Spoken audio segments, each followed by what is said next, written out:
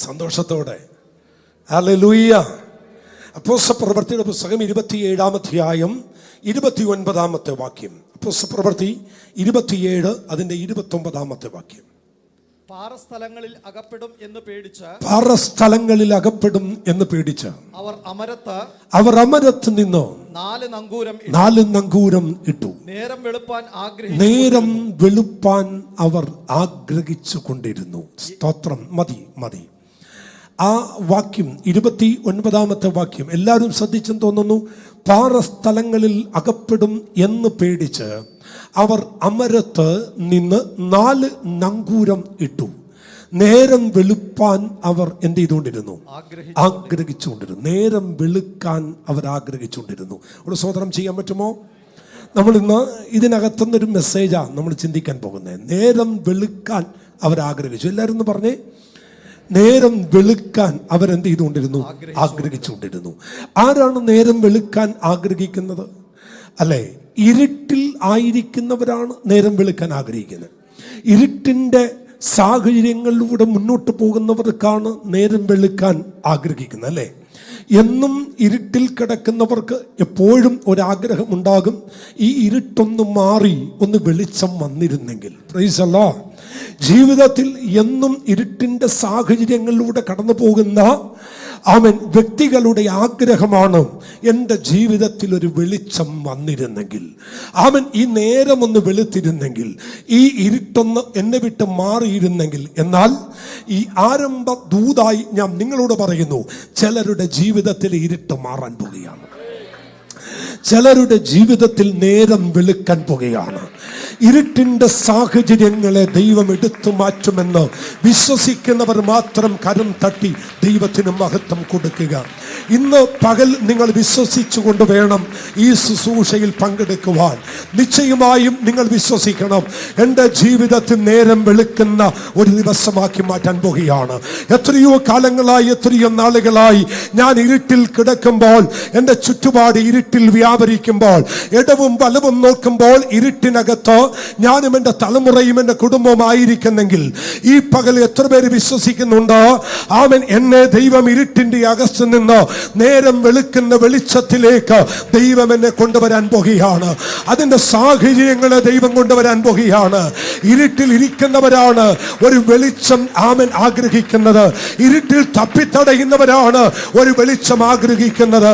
എവിടെയെങ്കിലും ഏതെങ്കിലും ഒരു വിഷയത്തിനകത്ത് എനിക്കൊരു വെളിച്ചമില്ല എന്ന്, എനിക്കൊരു വെളിച്ചം കിട്ടിയിട്ടില്ല എന്ന് നിങ്ങൾ ആഗ്രഹിച്ചെങ്കിൽ, ചിന്തിക്കുന്നെങ്കിൽ, ഈ പകൽ പരിശുദ്ധാത്മാവ് എന്നോട് പറയുന്നു, അതെ, നിങ്ങളൊരു വെളിച്ചം കാണാൻ പോകുകയാണ്. നിങ്ങളുടെ പ്രശ്നത്തിന്റെ മേൽ ഒരു വെളിച്ചം കാണാൻ പോകുകയാണ്. നിങ്ങൾ പ്രാർത്ഥിക്കുന്ന വിഷയങ്ങളുടെ മേൽ ഒരു വെളിച്ചം ഉണ്ടാകാൻ പോകുകയാണ്.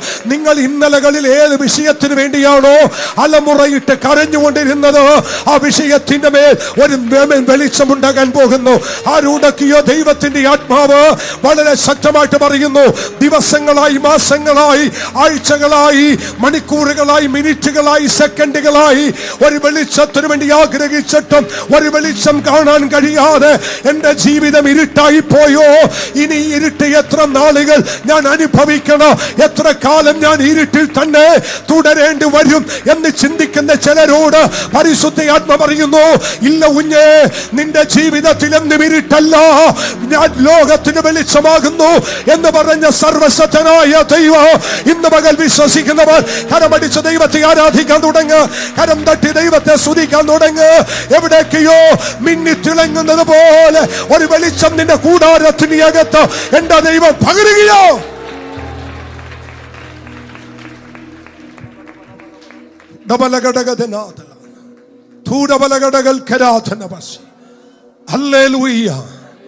കർത്താവിന്റെ ദാസന്മാരെ, ദാസിമാരെ, പൗലോസ്ലീഗ എന്ന് പറയുന്ന അശക്തനായ ദൈവമനുഷ്യന്റെ ജീവിതത്തിന്റെ അവസാന മിഷണറി യാത്രയുള്ള ബന്ധത്തിൽ തന്റെ ജീവിതത്തിൽ സംഭവിച്ച ഒരു കൊച്ചു ചരിത്രമാണ് 27-ാമത്തെ അധ്യായം എന്ന് പറയുന്നത്.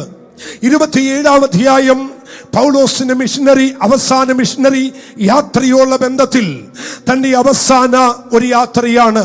കുറച്ചുകൂടി ആഴമായി പറഞ്ഞാൽ ശ്രദ്ധയോടിരിക്കുന്ന ദൈവജനത്തിനു വേണ്ടി പറയുന്നു, പൗലോസിന്റെ നിര്യാണ കാലം അടുത്തു എന്ന് പറയുന്ന ആ കൈസരിൽ നിന്നും റോമിലേക്കുള്ള യാത്രയുടെ വേളയിലെ ഒരു കൊച്ചു സംഭവമാണ് ഇവിടുത്തെ ചരിത്രം. ഒന്നുകൂടി പറഞ്ഞാൽ നമ്മൾ ആ വാക്യം അങ്ങനെയാണ് വായിക്കുന്നത്, അല്ലെ? അങ്ങനെയാണ്, കൈസരിയിൽ നിന്നും റോമിലേക്കുള്ള യാത്രയാണ് എന്ന് വെച്ചാൽ കൈസരി എന്ന് പറയുന്നത് തെക്കാണ്, റോം എന്ന് പറയുന്നത് വടക്കാണ്. തെക്ക് നിന്ന് വടക്കോട്ടുള്ള ഒരു കപ്പൽ യാത്രയാണ് 27-ാം അധ്യായത്തിന്റെ ചരിത്രം.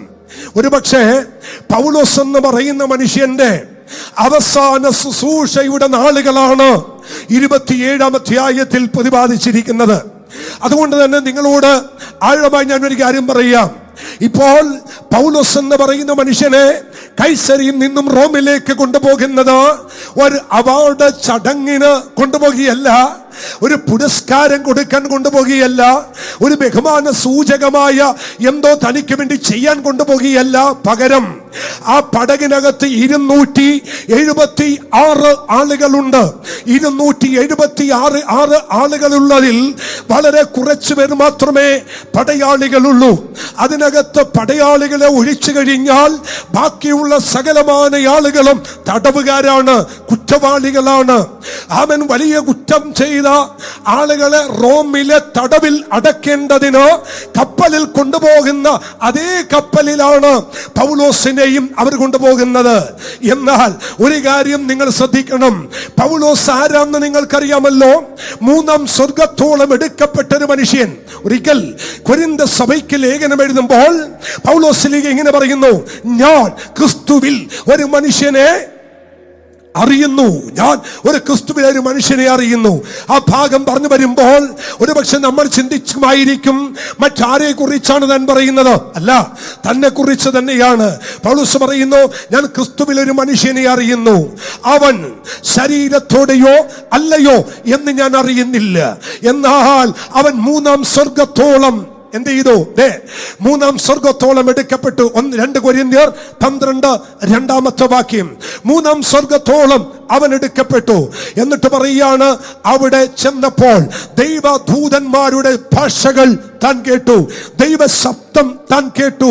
14 സംവത്സരങ്ങൾ കഴിഞ്ഞപ്പോൾ ഈ പൗലോസ് പറയുകയാണ്, ഞാൻ തമ്പുരാന്റെ അടുക്കൽ പോയി 3-ാം സ്വർഗത്തോളം എടുക്കപ്പെട്ടു. ദൈവമക്കളെ, നാം എല്ലാം ഇന്ന് കാത്തിരിക്കുന്നത് ഈ സ്വർഗത്തിൽ പോവാനാണ്. നമ്മുടെ പ്രത്യാശ എങ്ങനെയെങ്കിലും നിത്യതയിൽ ചെന്നണയാനാണ്. സന്തോഷമുള്ള ദൈവമക്കൾ ദൈവത്തെ സ്തുതിച്ചേ. നമ്മുടെ ഏക പ്രത്യാശ കർത്താവിന്റെ വരവെങ്കിൽ നാം എടുക്കപ്പെടണമെന്നുള്ളതാണ്, നിത്യതയിൽ ചെല്ലണമെന്നുള്ളതാണ്. എന്നാൽ ആ സ്വർഗത്തിൽ 3-ാം സ്വർഗത്തോളം എടുക്കപ്പെട്ട ഈ ദൈവ മനുഷ്യൻ പടയാളികളുടെ നടുവിൽ ചങ്ങല ധരിക്കപ്പെട്ടവനായി എന്തോ ഒരു വലിയ കുറ്റവാളിയെ പോലെ അറസ്റ്റ് ചെയ്ത് കൈസരിയിൽ നിന്നും റോമിലേക്ക് പോകുന്ന ഈ കാഴ്ച കണ്ടിട്ട് ഒരുപക്ഷെ അവൻ വെളിപ്പാടില്ലാത്ത പലരും പറയും അവന്റെ ജീവിതത്തിന്റെ കഷ്ടതയുടെ നാളുകളാണ്. അല്ല, ഇതവന്റെ ജീവിതത്തിന്റെ കഷ്ടതയുടെ നാളുകളല്ല, പകരം ലേഖനങ്ങൾ ദൈവസഭയ്ക്ക് എഴുതി തരാനുള്ള ഒരു മുഖാന്തരമാക്കി ദൈവം ചില പേളികൾ ഒരുക്കിക്കൊണ്ടിരിക്കുകയാണ്. ആമേൻ. ഒരു പക്ഷേ അവൻ ക്രൈസ്തവ ഗോളത്തിനകത്ത്, കുറച്ചുകൂടി പറഞ്ഞാൽ പെന്തക്കോസ് ഗോളത്തിനകത്ത് തെറ്റായ ഒരു ചിന്ത എവിടെന്നോ വന്ന് കയറിയിട്ടുണ്ട്. ആ എന്താണ് തെറ്റായ ചിന്തയെന്ന് ഞാൻ പറഞ്ഞു തരാം. എന്ന് വെച്ചാൽ ആ തെറ്റായ ചിന്തയുടെ ഒന്നാമത്തെ കാര്യം, കയ്യിൽ വിശുദ്ധ ബൈബിളും അവൻ വാഗുണ്ട് ഹല്ലേലൂയയും പറഞ്ഞ് ദൈവത്തെ സേവിക്കാൻ ഇറങ്ങി തിരിച്ചാൽ അവൻ പട്ടണത്തിൽ ഏറ്റവും ഉന്നതമായ നിലയിൽ അനുഗ്രഹിക്കപ്പെട്ടില്ലെങ്കിൽ ദൈവം കൂടെ ഇല്ല, ദൈവ സാന്നിധ്യം ഇല്ല, ദൈവം അവന്റെ കൂടെ നടക്കുന്നില്ല എന്നൊരു ചിന്താഗതി എവിടെയോ പഠനത്തിനകത്ത് ഈ പെന്തക്കോസ്തിനകത്ത് വന്നിട്ടുണ്ട്. എന്ന് വെച്ചാൽ തമ്പുരാനെ ഇറങ്ങി സേവിക്കാൻ ഇറങ്ങി തിരിച്ച ഒരു ദൈവ പൈതല് ലോകത്തിന്റെ അഭിപ്രായ പ്രകാരം ഉന്നതമായ നിലവാരത്തിൽ കാഴ്ചക്കെത്തിയില്ലെങ്കിൽ നാം എല്ലാം വിലയിടുന്നത് അവൻ ദൈവത്തോട് കൂടെയല്ല, ദൈവം അവനോട് കൂടെയില്ല, ദൈവ സാന്നിധ്യം അവനിൽ വസിക്കുന്നില്ല എന്നാണ് ചിന്തിക്കുന്നതെങ്കിൽ അത് പറയാനായിട്ട് ഏറ്റവും വലിയ ആള് അപ്പോസ്തലനായ പൗലോസാണ്. എന്തിനേറെ പറയുന്നു? തന്റെ അപ്പനാരെന്നറിയാമോ? അവൻ വലിയ ധനാഢ്യനായ മനുഷ്യൻ. ചുരുക്കി പറഞ്ഞാൽ 10 ഷിപ്പിന്റെ ഉടമസ്ഥൻ. അതിൽ ഒരു അവകാശം, ഏറ്റവും ചുരുങ്ങിയത് ഒരു 5 കപ്പലെങ്കിലും തനിക്ക് അവകാശമായി കിട്ടാൻ സാധ്യതയുണ്ട്. 5 കപ്പലിന്റെ ഉടമസ്ഥൻ, റോമൻ പൗരത്വം അവൻ അധികാരമായി കയ്യിലുള്ളവൻ.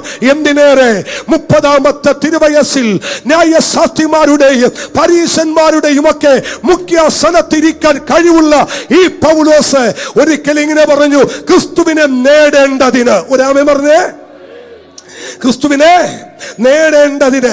ഞാനൊരു ആമേൻ പറഞ്ഞിട്ട് ഒരു ദൂതന്റെ ദൈവസഭയിലെ ദൈവമക്കളോട് പറയുക, നാം എന്ത് നേടിയാലും ക്രിസ്തുവിനെ നേടിയില്ലെങ്കിൽ ക്രിസ്തീയ ജീവിതം വട്ടപൂജ്യമാകട്ടോ, വട്ടപൂജ്യമാ. ഇന്ന് നമുക്ക് നേടേണ്ടത് ഇവിടുത്തെ ധനമല്ല, പണമല്ല, സ്വത്തല്ല, കഴിവല്ല, പകരം മറ്റൊന്നുമല്ല. നേടേണ്ടത് ക്രിസ്തുവിനെയാണ്. നിങ്ങളുടെ ആരാധന ക്രിസ്തുവിനെ നേടാനാകട്ടെ, നമ്മുടെ കൈയടി ക്രിസ്തുവിനെ നേടാനാകട്ടെ, നമ്മുടെ ജീവിതം ക്രിസ്തുവിനെ നേടാനാകട്ടെ. കരം തട്ടി ദൈവത്തെ ഒന്ന് സ്തുതിക്കാമോ? ക്രിസ്തുവിനെ നേടുക എന്നുള്ളത് ചെറിയ കാര്യമല്ല. Praise the Lord. ആമേൻ, ആമേൻ. Praise the Lord. ബ്രിട്ടീഷുകാരന്റെ ആമേൻ വലിയ ഗൺ പൂട്ടിട്ട് ആമേൻ മഹാത്മജിയെ ആഞ്ഞു ചവിട്ടിയപ്പോൾ നിങ്ങൾ കേട്ടിട്ടുണ്ടല്ലോ. വലിയ പൂട്ടിട്ട് ആഞ്ഞു ചവിട്ടിയപ്പോൾ പതുക്കെ ചവിട്ടിയ ബൂട്ടിന്മേൽ ആമേൻ തടകിക്കൊണ്ട് ആ ബൂട്ടെ തൊട്ട് ഇങ്ങനെ തൂത്തുകൊണ്ട് മഹാത്മജി ചോദിച്ചൊരു കാര്യമുണ്ട്, സാറേ സാറിന്റെ കാലിന് വല്ലതും പറ്റിയോ? സാറിന്റെ ബൂട്ടിന് എന്തെങ്കിലും പറ്റിയോ? പിൽക്കാലത്ത് ആ മഹാത്മജിയോട് ചോദിച്ചു, സാറിന് എങ്ങനെ പറയാൻ കഴിഞ്ഞു അങ്ങനെ ചവിട്ടിയ ആ മനുഷ്യനോട് ഇങ്ങനെ? പുള്ളി പറഞ്ഞൊരൊറ്റ ചരിത്രമുണ്ട്. അവൻ യേശുനാഥന്റെ ഗിരിപ്രഭാഷണമാണ് എന്നെ അതിന് പ്രേരിപ്പിച്ചത്. ദൂത മനസ്സിലായോ? യേശുവിന്റെ ഗിരിപ്രഭാഷണം. അവൻ ഇന്ത്യ മഹാരാജ്യം കണ്ട ശക്തനായ മനുഷ്യനെ അങ്ങനെ ചോദിപ്പിച്ചതിന്റെ കാര്യം താൻ ക്രിസ്തുവിനെ നേടിയെന്ന് ഞാൻ പറയത്തില്ല, പക്ഷെ ക്രിസ്തു ആരാന്ന് നിനക്ക് മനസ്സിലായി. ഇന്നത്തെ ആരാധനയുടെ നടുവിൽ കരമുയർത്തി പറ, നമ്മുടെ ലക്ഷ്യം ക്രിസ്തുവിനെ നേടുന്നതാകട്ടെ, ക്രിസ്തുവിനെ നേടുന്നതാകട്ടെ. നമ്മളെ പലതും നേടേണ്ടതിന് നാം ക്രിസ്തുവിനെ കളയുന്നു. പലതിനും നേടേണ്ടതിന് ക്രിസ്തുവിനെ നമ്മൾ ഇല്ലായ്മ ചെയ്യുന്നു. ക്രിസ്തുവിനെ നേടാൻ പലതും വേണ്ടെന്ന് വെക്കുന്നെങ്കിൽ ഇന്ന് പകൽ നമ്മുടെ മേൽ ഒരു അനുഗ്രഹമുണ്ട്. ഒരു ദൈവത്തിന് സ്വതന്ത്രം പറഞ്ഞേ. പണ്ടൊരിക്കൽ പാട്ടുപാടി നീ പാടിയത്, വെള്ളത്തിൻ കുമില പോലെ മിന്നി വിളങ്ങിടും ജഡീക സുഖങ്ങൾ എന്നെ എതിരേറ്റാൽ സുന്ദര മനോഹര, നിന്നെ പിരിഞ്ഞ് ഈ ലോക ഇമ്പത്തിലേക്ക് ഞാൻ പോകത്തില്ലെന്ന് ഒരു ഹല്ലേലൂയ ഒന്ന് ഉറക്കെ പറഞ്ഞേ. നമ്മുടെ ലക്ഷ്യം അതല്ലേ? നാം ഈ ആരാധനക്ക് വന്നത് മറ്റെന്തെങ്കിലും നേടാനാണോ? ക്രിസ്തുവിനെ നേടാനല്ലേ? ഒന്ന് കരമുയർത്തി ദൈവത്തെ സ്തുതിക്കാമോ? നമ്മുടെ കാഴ്ചപ്പാട് മാറട്ടെ ദൈവമക്കളെ, നമ്മുടെ കാഴ്ചപ്പാട് മാറട്ടെ, നമ്മുടെ ചിന്താഗതികൾ മാറട്ടെ. 2-3 കാര്യങ്ങൾ ദൈവസഭ ശ്രദ്ധിക്കുക. 1, ക്രിസ്തുവിനെ നേടേണ്ടതിന്. 2, അവനിൽ ഇരിക്കേണ്ടതിന്. എല്ലാവരും പറഞ്ഞേ. ഫിലിപ്പിയ ലേഖനത്തിലെ വാക്യം 1 ക്രിസ്തുവിനെ നേടേണ്ടതിന്, 2 അവനിൽ ഇരിക്കേണ്ടതിന്. ഒരാൾ എന്നോട് ചോദിച്ചു, പാസ്റ്റർ എങ്ങനെ എനിക്ക് ക്രിസ്തുവിനെ നേടുവാൻ കഴിയും?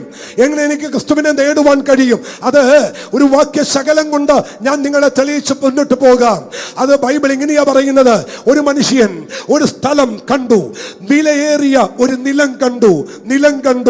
നിലം കണ്ടിട്ട് ആ നിലത്തിനകത്ത് ഒരു വലിയ നിധി ഉണ്ടായിരുന്നു. ആ നിധിയും നിലവും കണ്ട മനുഷ്യൻ തനിക്കുള്ളതെല്ലാം വിറ്റു. തനിക്കുള്ളതെല്ലാം വിറ്റു. താൻ എന്തിനാ വിറ്റത്? നിധിയുള്ള ഒരു നിലം താൻ കണ്ടു. തനിക്കുള്ളതെല്ലാം വിറ്റു എന്ന് വെച്ചാൽ ലോകത്തിൽ തനിക്കുണ്ടായതെല്ലാം താൻ വിറ്റു. എന്തിനു വേണ്ടി വിറ്റു? അവൻ ആ നിധി കണ്ട ആ നിലം താൻ മേടിക്കേണ്ടതിന്. കണ്ടവരും കേട്ടവരും പറഞ്ഞു, ഈ മനുഷ്യനെ പോലെ മണ്ടനായ മനുഷ്യൻ വേറെ ആരാ ഉള്ളത്? ഇത്രയും വകയുണ്ടായത് എല്ലാം വിറ്റുകളഞ്ഞ് ഒരു പാട്ടക്കണ്ടം വാങ്ങിക്കാൻ പോകുന്നു, ഒരു പാട്ടം നിലം മേടിക്കാൻ പോകുന്നു. ലോകം മുഴുവൻ തന്നെ നിന്ദിച്ചപ്പോഴും താൻ തന്നോട് തന്നെ പറഞ്ഞിരുന്നു, ഞാൻ ഒരിക്കലും ഒരു മണ്ടനല്ല, ഞാനൊരു ഭാഗ്യവാനാണ്. ദൂത് മനസ്സിലായോ? ഞാനൊരു ഭാഗ്യവാനാണ്. ഈ ലോകത്തിലെ പലതും ഞാൻ വിറ്റത് അവൻ ആ നീതി ഞാൻ സ്വന്തമാക്കാൻ വേണ്ടിയാണ്. ദൂത് മനസ്സിലായോ? പൗലോസ് പറഞ്ഞു, ഞാൻ ആരെ വിശ്വസിച്ചിരിക്കുന്നു എന്ന് അവൻ എന്റെ നീതി അവനാണ്. ഞാൻ വിശ്വസിച്ചവനാണ് എന്റെ നീതി എന്ന് പറയുന്നത്. കടമുയർച്ച ദൈവത്തെ ഒന്ന് സ്തുതിച്ചേ. ഈ പൗലോസിന്റെ സാഹചര്യങ്ങളുടെ ഞാൻ ഇന്ന് രാവിലെ പറഞ്ഞത് ഒന്നുകൂടി പറയാം. ഒരു വീട്ടിൽ ചെന്ന് ഞാൻ ഇങ്ങനെ കയറി ഇരുന്നപ്പോ ആ വീട്ടിലെ ഉടമസ്ഥൻ പറഞ്ഞു, പക്ഷേ പഴയ സോഫയാണ്, പഴയ സോഫയാ, വിശ്വാസത്തിൽ വരുന്നതിന് മുമ്പുള്ള സോഫയാ, 10-28 വർഷമായി, വേറൊന്നും മേടിക്കാൻ ഒത്തില്ല, പക്ഷെ ഒന്നും മാറിയിട്ടില്ല, ഒന്നിനും മാറ്റം വന്നിട്ടില്ല, എല്ലാം പഴയത് തന്നെയാ. പക്ഷേ ഞാനും താനും തമ്മിൽ താരതമ്യം ചെയ്യുമ്പോൾ എന്നേക്കാൾ വിശുദ്ധനാണ്, എന്നേക്കാൾ പ്രാർത്ഥിക്കുന്നവനാണ്, എന്നേക്കാൾ ജീവിത വിശുദ്ധി കാക്കുന്നവനാണ്. ആ മനുഷ്യൻ പറയാ, പക്ഷേ ഒന്നും പുതിയതല്ല കേട്ടോ, എല്ലാം പഴയതാ. എനിക്ക് ഭയങ്കരമായിട്ട് അവിടെ ഇരുന്നപ്പോ പുച്ഛം തോന്നി. ഇത്രയും വർഷം ദൈവത്തെ സേവിച്ചിട്ടും ഒരു സോഫ പോലും. അപ്പോഴാണ് എന്റെ അകത്ത് തെറ്റായ ചിന്ത പൊങ്ങി വന്നത്. ഞാൻ കണക്കൂട്ടിയത്, തമ്പുരാനെ സേവിക്കാൻ ഇറങ്ങുന്ന ഒരു മനുഷ്യൻ കോടീശ്വര തുല്യനായി ജീവിക്കുന്നത് കാണുമ്പോൾ നമ്മൾ പറയും, ഇവന്റെ കൂടെയാ ദൈവമുള്ളത്. അങ്ങനെയാണെങ്കിൽ ഒരാളൊന്ന് കാണിച്ചു തരട്ടെ. അവൻ 10 കപ്പലിന്റെ ഉടമസ്ഥൻ, റോമൻ കാരാഗൃഹത്തിൽ കിടന്ന് അരുമ ശിഷ്യനായ തിമോത്തിയോസിന് ലേഖനം എഴുതുന്നു. എന്റെ മകനെ തിമോത്തിയോസെ, വേഗത്തിൽ എന്റെ അടുക്കൽ വരാൻ നീ ആഗ്രഹിക്കണം. വരുമ്പോളേ ഉപദേശിയുടെ പുതപ്പൊന്ന് കൊണ്ടുവരണേ. ഒരു സ്വതന്ത്രം പറഞ്ഞേ.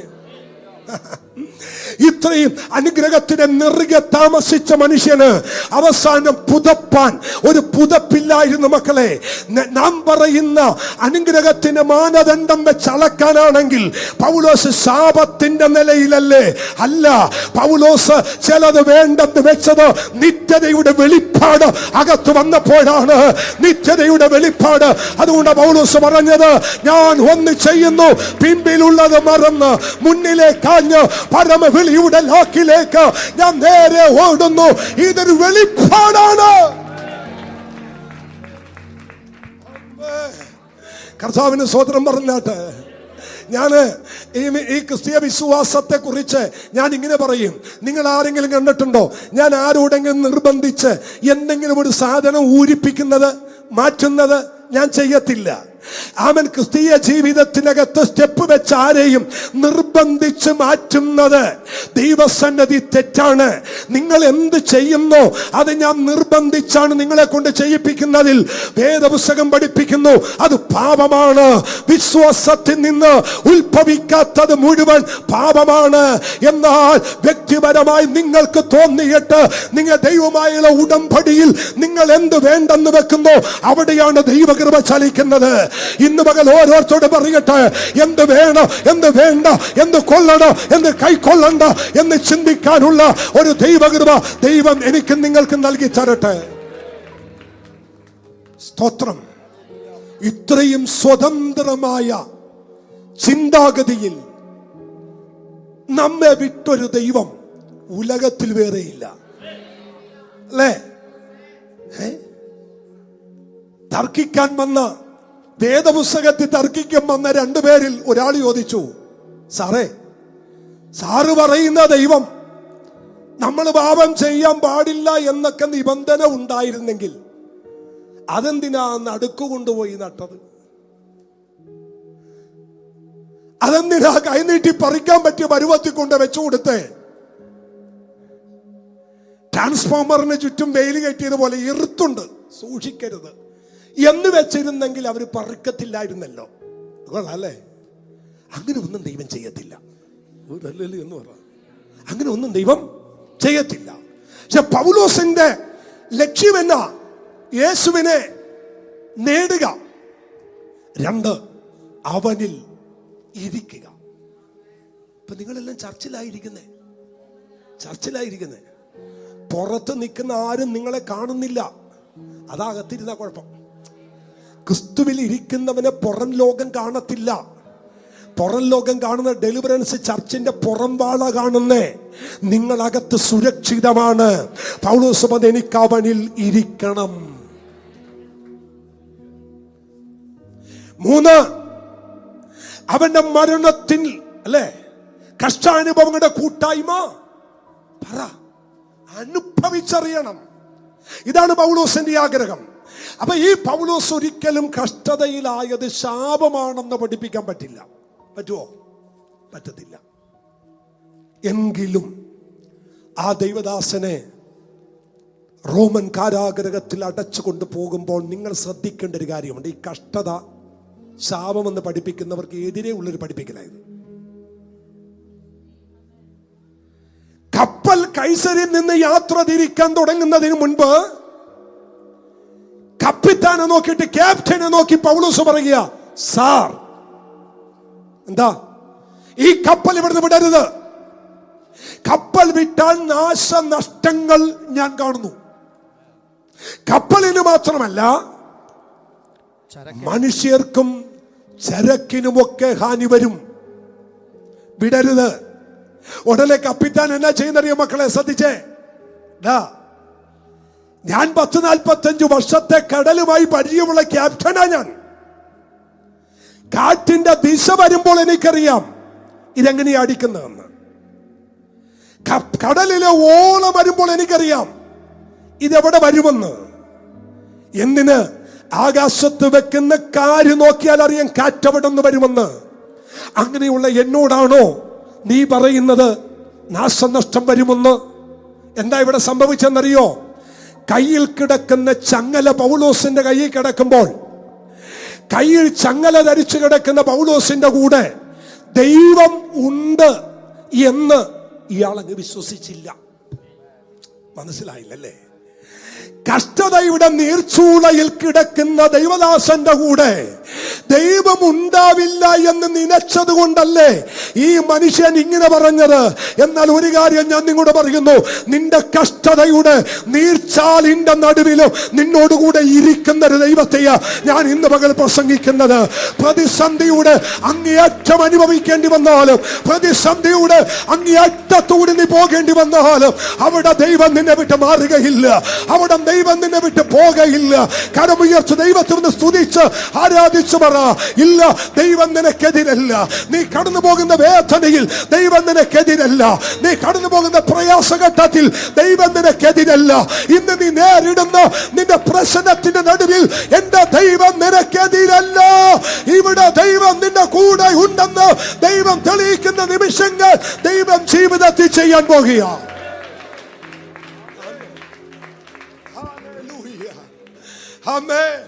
ഞാന് മക്കളെ പറയുന്ന ഈ ആശയം നിങ്ങൾക്ക് മനസ്സിലാകുന്നുണ്ട് എന്ന് ഞാൻ വിശ്വസിക്കുന്നു. എന്ന് വെച്ചാൽ കയ്യിൽ ചങ്ങല ധരിച്ചു കിടക്കുന്ന പൗലോസിന്റെ കൂടെ ദൈവം ഇല്ല എന്നാണ് ശതാധിപന്റെ തീരുമാനം. കാരണം ഇവന്റെ കൂടെ ദൈവമുണ്ടെങ്കിൽ അടിമയായിട്ട് എങ്ങനെയായി ഇവൻ ഈ കപ്പലിൽ വരുന്നത്? ഇവൻ പ്രസംഗിക്കുന്ന ദൈവം ജീവനുള്ള ദൈവമാണെങ്കിൽ എങ്ങനെയാണ് ഇവൻ അടിമയായി അടിമച്ചന്തയിലേക്ക് റോമിലേക്ക് പോകേണ്ട ഗതികേട് വരുന്നത്? അതുകൊണ്ട് ഇവന്റെ കൂടെ ദൈവമില്ല എന്ന് വിധി എഴുതിയത് കൊണ്ട് ഇയാൾ അത് തിരസ്കരിച്ചത്. ദൈവ പൈതലേ, നിന്റെ സാഹചര്യം നോക്കി നിന്റെ ദൈവത്തിന് വിലയിടുന്ന ജനത്തിന്റെ നടുവിൽ ദൈവമുണ്ടെന്ന് തെളിയിക്കാൻ പോകുക. ദൈവമുണ്ടെന്ന് തെളിയിക്കാൻ പോകുക. ദൈവമുണ്ടെന്ന് തെളിയിക്കാൻ പോകുക. നിന്റെ പ്രതികൂലം കണ്ട്, നിന്റെ പ്രതിസന്ധി കണ്ട്, നിന്റെ വേദന കണ്ട്, നിന്റെ ഇന്നത്തെ നിരാശ കണ്ട്, നിന്റെ കൂടെ ദൈവമില്ലെന്ന് കണ്ട് പലരും നിനക്കെതിരെ മുഖം ചുളിക്കുമ്പോൾ കുറിച്ചു വെച്ചോ, നിന്റെ വാക്കിനകത്ത് ഒരു വിലയുണ്ടെന്ന്, നിന്റെ കൂടെ ദൈവമുണ്ടെന്ന് തെളിയിക്കപ്പെടുന്ന ചില ദിവസങ്ങൾ മുന്നിലുണ്ട്.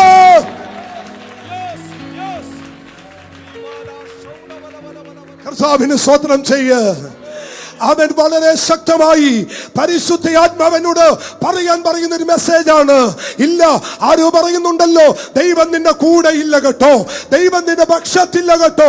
അതുകൊണ്ടാണ് ഇതൊക്കെ സംഭവിക്കുന്നത്. ഒരു അല്പസമയം നീ വെയിറ്റ് ചെയ്യ്, അല്പസമയം ഒന്ന് കാത്തിരിക്ക്. ദൈവം നിന്റെ കൂടെ ഉണ്ടെന്ന് ലോകം തിരിച്ചറിയാൻ പോകുന്നു.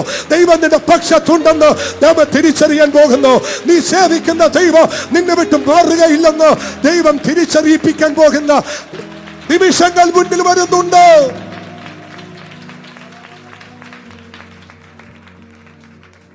Praise the Lord. ദൈവദാസന്മാരെ, എനിക്ക് ഇതിനകത്ത് വായിച്ചപ്പോൾ ഏറ്റവും സന്തോഷം തോന്നി എന്നാന്നറിയോ? കഷ്ടത, ബുദ്ധിമുട്ട്, പ്രയാസം, നിന്റെ ദൈവകൃപയുടെ ആഴത്തെ ചോർത്തരുത്. മനസ്സിലായില്ല? ഒന്നുകൂടി പറയാം. നിങ്ങൾ അനുഭവിക്കുന്ന പ്രതിസന്ധിയുടെ നടുവിൽ നിങ്ങളിൽ വ്യാപരിക്കുന്ന ദൈവകൃപയുടെ ആഴം കുറച്ച് കളയരുത്. എന്നാലും മനസ്സിലായില്ല. ഇനി അത് തെളിയിച്ചു തരാം.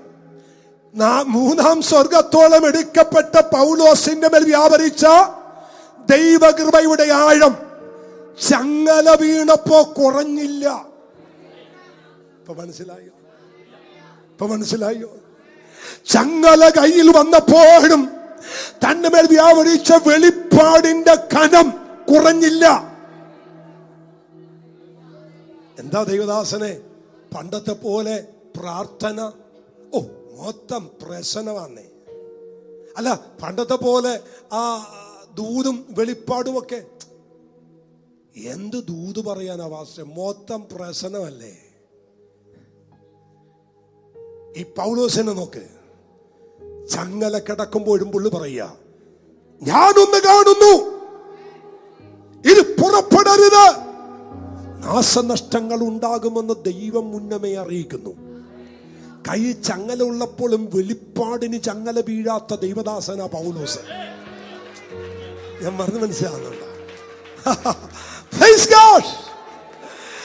കാരാഗ്രഹത്തിലാണ് കിടക്കുന്നതെങ്കിലും തന്റെ ദർശനം കാരാഗ്രഹത്തിൽ അടക്കാത്തവനാണ് പൗലോസ് എന്ന് പറയുന്ന മനുഷ്യൻ. എനിക്ക് നിങ്ങളോട് ചലഞ്ചായിട്ട് ഒറ്റ കാര്യം പറയാം. നിങ്ങൾ ഏത് പ്രതികൂലത്തിന്റെ നടുവിൽ കൂടി പോയാലും നിങ്ങളുടെ ദൈവകൃപയ്ക്ക് ഒരു മാറ്റവും വരരുത്. നിങ്ങളുടെ മേൽ വ്യാപരിക്കുന്ന അഭിഷേകത്തിന് ഒരു മാറ്റവും വരരുത്. നിങ്ങളുടെ മേൽ വ്യാപരിക്കുന്ന ദൈവ സാന്നിധ്യത്തിന് ഒരു മാറ്റവും വരരുത്. നിങ്ങളുടെ മേൽ വ്യാപരിക്കുന്ന ദൈവകൃപയുടെ വ്യാപ്തിക്ക് ഒരു മാറ്റവും വരരുത്. ഇനി ഒന്ന് ശ്രദ്ധിച്ചേ മോനെ, ആദ്യത്തെ വാക്ക് 29-ാമത്തെ വാക്ക്, 27-29 ഓരോ വചനം നമുക്ക് ഇട്ടിട്ട് ഒന്ന് പോകാം. പാറസ്ഥലങ്ങളിൽ അകപ്പെടും എന്ന് പേടിച്ച് അവർ അമരത്തു നിന്ന് 4 നങ്കൂരം ഇട്ടു. നേരം വെളുക്കുവാൻ ആഗ്രഹിച്ചുകൊണ്ട് അവരിപ്പോ നേരം വെളുക്കാൻ എന്ത് ചെയ്തുകൊണ്ടിരിക്കുക? അവിടെ ആഗ്രഹം എങ്ങനെയെങ്കിലും ഒന്ന് നേരം വെളുക്കണം. ഇങ്ങനെ ആഗ്രഹിക്കുന്നവരില്ലേ? എന്റെ ജീവിതത്തിൽ എന്താ ഒന്ന് നേരം വെളുക്കുന്നേ? ഈ പാറസ്ഥലത്ത് തട്ടാതെ മുട്ടാതെ എങ്ങനെയെങ്കിലും ഒന്ന് നേരം വെളുപ്പിക്കാൻ ആഗ്രഹിക്കുന്ന എത്ര പേരുണ്ട്? പക്ഷെ കുറിച്ചു വെച്ചോ, കർത്താവ് എന്നോട് പറഞ്ഞു, നിന്റെ നേരം വെളുക്കാൻ പോകുക. നിന്റെ നേരം വെളുക്കാൻ പോകുക. നേരം വെളുക്കുമോ ചോദിക്കുന്നില്ലേ? കർത്താവ് എന്നോട് പറയും, നിന്നെ നേരം വെളുക്കാൻ പോകുക. അവൻ വെളിച്ചം ഉണ്ടാകാൻ പോകുക. ആ പ്രതികൂലത്തിന്റെ നടുവിൽ നിനക്കൊരു വെളിച്ചം ദൈവം പകരും. നിന്റെ വിശ്വാസത്തിന്റെ നങ്കൂരം ഒന്ന് ഉറപ്പിക്കുന്ന ചില നിമിഷങ്ങൾ ജീവിതത്തിൽ ദൈവം ചെയ്യാൻ പോകുന്നു.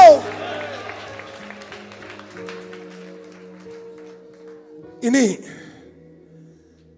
വെളിച്ചം നേരം വെളുക്കണമെന്ന് ഇവർ ആഗ്രഹിച്ചതിന്റെ കാരണം എന്താണെന്നറിയോ? പക്ഷെ അതിന്റെ താഴത്തൊരു വാക്യമുണ്ട്, 14 ദിവസമായി അവർ സൂര്യനെയോ എത്ര വാക്യം പോലെ അത്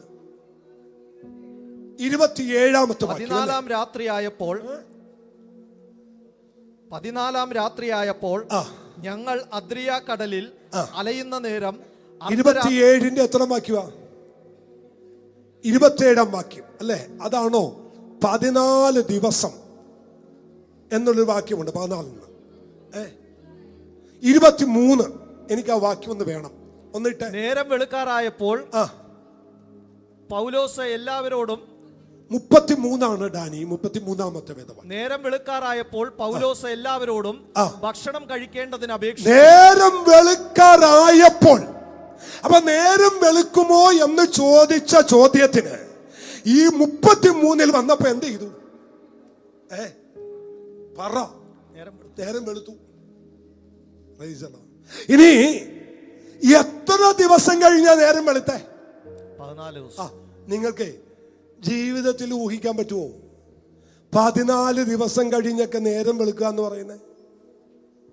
എന്നാ 14 ദിവസം പിന്നെ എങ്ങനെ ഉണ്ടായി? 14 ദിവസം എന്ന് എഴുതണമെങ്കിൽ നേരം വെളുക്കുകയും അസ്തമിക്കുകയും ചെയ്യണ്ടേ? പിന്നെ എങ്ങനെയാ ദിവസം മാറുന്നേ? 24 മണിക്കൂർ വെച്ച് മാറണ്ടേ? എന്നാലല്ല ഒരു ദിവസമായി മാറത്തുള്ളൂ. 14 ദിവസം കഴിഞ്ഞപ്പോ നേരം വെളുത്തു എന്ന് എഴുതാൻ ഒരു കാര്യമുണ്ട്. 14 ദിവസം വരെ അവർ സൂര്യനെയോ ചന്ദ്രനെയോ കണ്ടിട്ടില്ല. ഒരു അല്ലലി എന്ന് പറഞ്ഞേ. അതിന്റെ അർത്ഥം സൂര്യൻ ഉദിച്ചാലല്ലേ പകലെന്ന് പറയൂ, സൂര്യൻ അസ്തമിച്ച് ചന്ദ്രൻ ഉദിച്ചാലല്ലേ രാത്രി എന്ന് പറയൂ. അതിന്റെ അർത്ഥം സൂര്യൻ ഉദിച്ച് കണ്ടിട്ടുമില്ല, നിലാവ് വെളിച്ചം അവർ കണ്ടിട്ടുമില്ല, രാത്രിയുമില്ല പകലുമില്ല. ഇങ്ങനെയുള്ള ജീവിത സാഹചര്യങ്ങൾ ആരെങ്കിലും കടന്നുപോയിട്ടുണ്ടോ? ഉണ്ടെങ്കിൽ എഴുന്നേറ്റ് നിന്നേക്കണം കേട്ടോ. ആരെ? എങ്ങനെ? 14 ദിവസമൊക്കെ രാത്രിയും പകലും കാണാതെ ജീവിതത്തിൽ കഷ്ടത അനുഭവിച്ച ആരെങ്കിലും ഉണ്ടോ? ഇല്ലെന്നേ. നാം അനുഭവിച്ച കഷ്ടതയ്ക്ക് 24 മണിക്കൂറത്തെ ദീർഘമേ ഉള്ളൂ. എന്ന് പൗലോസിന്റെ ജീവിതത്തില് കഷ്ടതയിൽ 14 രാവും പകലും താൻ അനുഭവിച്ച വേദന, സൂര്യനില്ല, ചന്ദ്രനില്ല, നക്ഷത്രങ്ങളില്ല, ഒന്നും കാണാത്ത 14ാമത്തെ രാത്രി ഇതാ പൗലോസ് എഴുന്നേറ്റ് എന്ന് പറയുന്നു, നിങ്ങൾ എഴുന്നേറ്റ് ആഹാരം കഴിക്ക്. ദൂത് പറയുക, ഒരു ഭക്തന് മാത്രമേ പ്രതിസന്ധിയുടെ നടുവിൽ പീഡിച്ചു നീക്കാൻ കഴിയത്തുള്ളൂ. ദൈവത്തിന് സ്തോത്രം പറ. ആർക്കേ പറ്റൂ? ഒരു ഭക്തന് മാത്രമേ. 14 അല്ല, ശ്രദ്ധിക്കണേ, 14 അല്ല, 28 ദിവസം സൂര്യനെ കണ്ടില്ലെങ്കിലും ചന്ദ്രനെ കണ്ടില്ലെങ്കിലും അതിന്റെ നടുവിൽ എഴുന്നേറ്റ് നിന്ന് മറ്റുള്ളവർക്ക് ആശ്വാസം പകരാൻ ഒരൊറ്റ മനുഷ്യനെ കഴിയൂ. അത് പൗലോസിനെ പോലെ ദർശനമുള്ള, പൗലോസിനെ പോലെ വെളിപ്പാടുള്ള, പൗലോസിനെ പോലെ ദൈവകൃപയുള്ള ഒരു ഭക്തന് മാത്രമേ കഴിയൂ. അല്ലാത്തവർക്ക് കഴിയത്തില്ല, അല്ലാത്തവർക്ക് കഴിയത്തില്ല. കഴിഞ്ഞ ദിവസം കേരളത്തെ നടുക്കിയ ഒരു സംഭവം നിങ്ങൾ വായിച്ചില്ലേ? ആകെ കൂടി ഉണ്ടായ ഒരു പൊന്നോമന മോള്, കേട്ടല്ലോ? പൊന്നോമന മോള് വളർത്തിക്കൊണ്ടുവന്നു, വലുതാക്കി. കൂട്ടുകാർ ചോദിച്ചു, എടാ ഒരു കൊച്ചല്ലേ ഉള്ളൂ, ഒരു കൊച്ചനെ കൂടി വേണ്ടേ? അപ്പൊ അപ്പം പറഞ്ഞു, എടാ അത് പറ്റില്ല. എന്നാ ഇനി ഒരു കൊച്ചു വന്നാൽ സ്നേഹം പങ്കുവെക്കേണ്ടി വരും. സ്നേഹം പങ്കുവെക്കാൻ ഞങ്ങൾക്ക് ഇഷ്ടമില്ലാത്തത് കൊണ്ട് ഞങ്ങൾക്കുള്ള ഒരു മോളെ ഞങ്ങളുടെ ജീവിതകാലം മുഴുവൻ സ്നേഹിക്കാൻ പോകുക. ഞങ്ങളൊക്കെ സ്നേഹിക്കാൻ പോകുക. സ്നേഹിച്ചു പോയ മോള് കഴിഞ്ഞ ദിവസം വേറൊരുത്തനെ സ്നേഹിച്ച് ഒളിച്ചോടിപ്പോയി. പോയപ്പോ അപ്പനും അമ്മയും കൂടി മോൾ എന്നല്ല അവളെ പേരെഴുതി വെച്ചിട്ട് 2 പേരും കൂടി ആ മുറിക്കകത്ത് ആത്മഹത്യ ചെയ്തു. ആത്മഹത്യ ചെയ്തു. ഞങ്ങളെ വിട്ടുപോയ മോൾ എന്ന് പോലും അവരെഴുതാതെ അവിടെ പേരെഴുതി വെച്ചിട്ട് പറഞ്ഞു, ഇതെന്റെ അയൽവക്കക്കാർക്കും എന്റെ സഹപാഠികൾക്കുമുള്ള ലെറ്ററാണ്. അവളെ ഈ കോമ്പൗണ്ടിനകത്തോട്ട് കയറ്റരുത്. ഞങ്ങളുടെ ജീവിതം ഇവിടെ അവസാനിപ്പിക്കുകയാണ്. സഹോദരം, ഇന്നലെ രാത്രി ആ വാർത്ത കണ്ട് ഹൃദയത്തിനകത്ത് ഞെട്ടലുണ്ടായെങ്കിലും എന്നോട് പരിശുദ്ധാത്മ പറഞ്ഞു, ഇതുപോലെ 1000 സംഭവങ്ങളെ തരണം ചെയ്യുന്ന ദൈവമക്കൾ നമ്മുടെ നടുവിലുണ്ട്. പക്ഷെ അവര് തകരാത്തത് അവര് ഭക്തന്മാരായതുകൊണ്ടാണ്. ദൈവത്തിന് സ്തോത്രം പറ. അവർ ഉടയാത്തത് അവരുടെ അകത്തൊരു ഭക്തി വിട്ടു പോകാത്തത് കൊണ്ട് കരമടിച്ച് ദൈവത്തിന് സ്തോത്രം ചെയ്ത് ഇവിടെ ആരും ആർക്കും വേണ്ടി മരിക്കത്തില്ല, ആരും ആർക്കും വേണ്ടി ജീവിതം അവസാനിപ്പിക്കത്തുമില്ല, ആരും ആർക്കും വേണ്ടി ജീവിതം കളയത്തുമില്ല. കാരണം നമുക്കറിയാം നമ്മുടെ ജീവൻ വിലപ്പെട്ടതാണ്, നമ്മുടെ ജീവന് വിലയുണ്ട്. അത് നിത്യജീവൻ തന്ന് ഒരു ദൈവത്തിന്റെ കരങ്ങളിൽ കൊണ്ടുപോയി ഏൽപ്പിക്കുന്നത് വരെ എന്റെ ജീവിതം സുരക്ഷിതമാകണം. ദൈവത്തിന് സ്തോത്രം പറ. ഞാൻ ഇതിനോടകം ഒരു മെസ്സേജ് ദൈവസഭയ്ക്ക് കൈമാറുകയാ. ഞാൻ ചോദിക്കട്ടെ, നിങ്ങളുടെ ജീവിതം ആർക്കെങ്കിലും വേണ്ടി നഷ്ടപ്പെടുത്തരുത്. കാരണം എന്നാന്നറിയാമോ, 94 എൻ്റെ ജീവിതം ഞാൻ യേശുവിന് വേണ്ടി കൊടുത്തതാ. എൻ്റെ ഹൃദയം അവന് വേണ്ടി ഞാൻ കൈമാറിയതാ. അവൻ എന്നെ ഉപേക്ഷിക്കത്തില്ല, അവൻ എന്നെ ഇട്ടിട്ട് പോകത്തില്ല. എന്നെ ഇട്ടിട്ട് പോകുന്നവർ പോകട്ടെ, എന്നെ തള്ളി പറയുന്നവർ തള്ളി പറയട്ടെ. പക്ഷെ എന്നെ പിരിയാത്ത, എന്നെ വിട്ടുമാറാത്ത, കല്ലറകൾക്കപ്പുറം എന്റെ കൂടെ നിൽക്കാൻ കഴിയുന്ന ഒരരുമനാഥന് വേണ്ടി എന്റെ ജീവിതം ഞാൻ നഷ്ടപ്പെടുത്തുകയില്ല. വിശ്വസിക്കുന്ന ദൈവജന കരമുയർത്തു ദൈവത്തെ സ്തുതിച്ച്. ആമേൻ. നിങ്ങളുടെ ജീവൻ വലുതാണ്, നിങ്ങളുടെ ജീവൻ നഷ്ടപ്പെടുത്തരുത്. ആമേൻ. ഞങ്ങൾ ലൈവിലൂടെ കേൾക്കുന്ന, ആമേൻ, ലോകത്തിന്റെ വിവിധ ഭാഗങ്ങളിൽ നിന്ന് ശ്രദ്ധിക്കുന്ന ഒരുപാട് പേരുണ്ട്. ആ ലൈവിലൂടെ കേൾക്കുന്നവരോട് പരിശുദ്ധൻ പറയുന്നു, നിങ്ങളുടെ ജീവൻ വലുതാണ്. നിങ്ങളുടെ ജീവൻ തരാൻ യേശു മരിച്ചത്, കാൽവരിയിൽ യാഗമായത് അവന്റെ ജീവൻ നിങ്ങൾക്ക് തന്നാണ്. അവൻ നിങ്ങൾ ഉപേക്ഷിക്കാത്തിടത്തോളം കാലം നിങ്ങൾ അവനെ വിട്ട് മാറരുത്. കരമുയർച്ച ദൈവത്തെ ഒന്ന് സ്തുതിച്ചേ. ആമേൻ.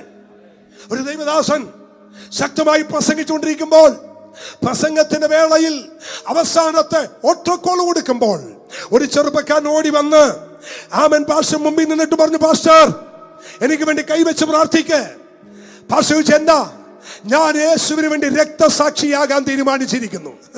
പാസ്റ്റർ തിരിച്ചിട്ട് പറഞ്ഞു, രക്തസാക്ഷിയാകാൻ പെട്ടെന്ന് പറ്റും, പക്ഷെ ജീവിക്കാൻ ഭയങ്കര പാടാ. ഓടാന്ന് മനസ്സിലായില്ലല്ലേ? രക്തസാക്ഷിയാകണോ? ഞങ്ങൾ സഭ എല്ലാരും കൂടി പിരിവെടുത്ത് വിസ ഒപ്പിച്ച് ടിക്കറ്റ് എടുത്ത് തരാം, പാകിസ്ഥാനിലോട്ട് പോയിക്കോ, ഇന്ന് തന്നെ രക്തസാക്ഷിയാണ്. പോണോ? ആർക്കെങ്കിലും പോണോ? കൈവക്കോ. എന്നെ വണ്ടി വിറ്റ് ഞാൻ എടുത്തു തരാം, ഇന്ന് തന്നെ രക്തസാക്ഷിയാകാം. പക്ഷെ കർത്താവിന്റെ കാകള ശബ്ദം വരെ ജീവിക്കാൻ ഭയങ്കര പാടാ.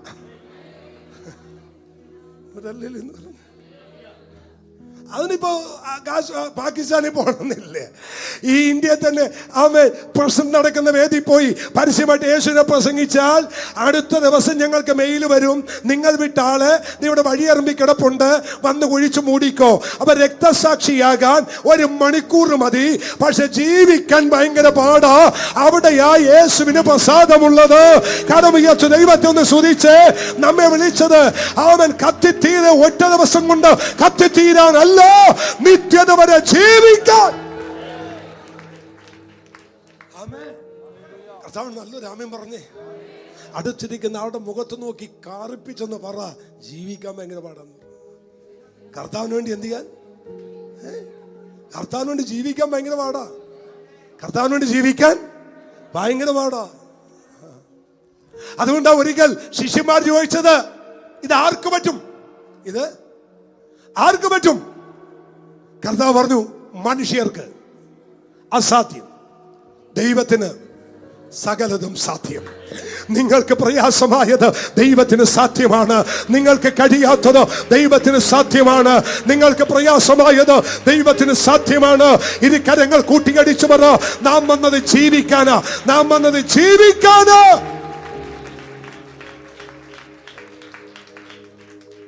എന്താണെന്നറിയില്ല, ചിലരെയൊക്കെ ഒന്ന് ധൈര്യപ്പെടുത്തണമെന്ന് കർത്താവിനോട് പറയുന്നു. ഹല്ലേലൂയ.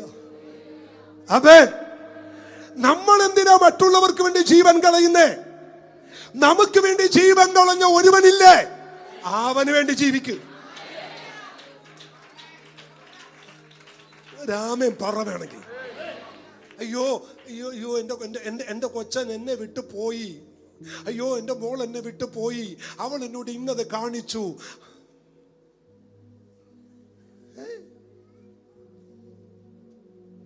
ഞാനൊരു കാര്യം പറയാം, അങ്ങനെ വല്ലതും ഇനി സംഭവിച്ചാൽ അന്ന് വരെ പോകാത്ത നല്ല ഹോട്ടലിൽ പോയി നല്ല ഫുഡ് കഴിച്ച് നല്ല സെൽഫി എടുത്ത് ഇൻസ്റ്റാഗ്രാം, പിന്നെന്തൊക്കെയാ മക്കളെ പറ, ഫേസ്ബുക്ക്, നോട്ട്ബുക്ക്, റേഷൻ കടയിലെ ബുക്കിനകത്ത് വരെ ഇട്ടു, ഫുൾ അങ്ങ് ഇട്ടു. ആമേൻ. എന്ത് ചെയ്യണം?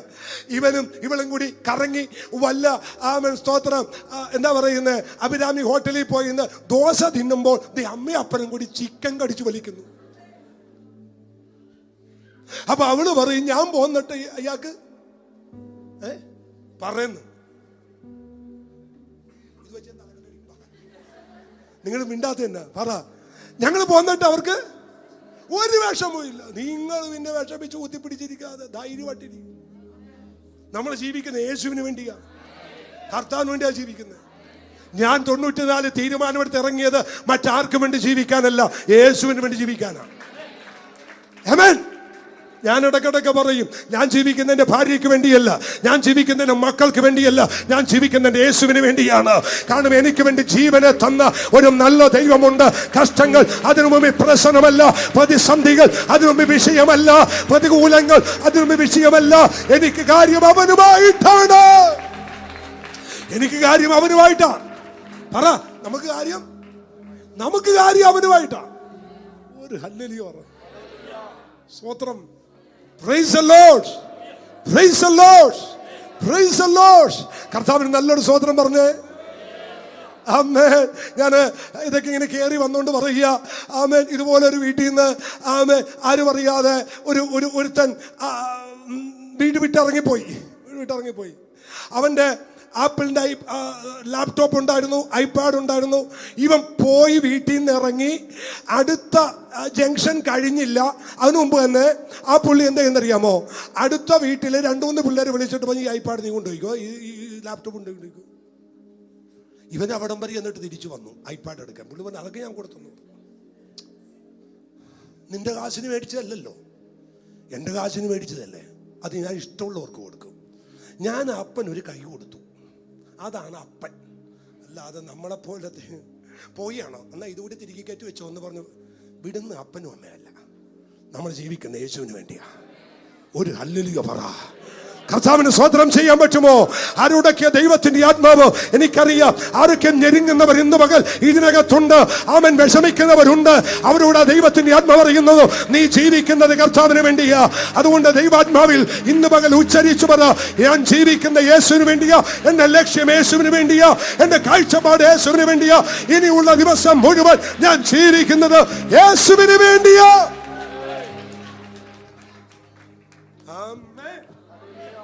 ഒരു ഹല്ലേലൂയ എന്ന് പറ.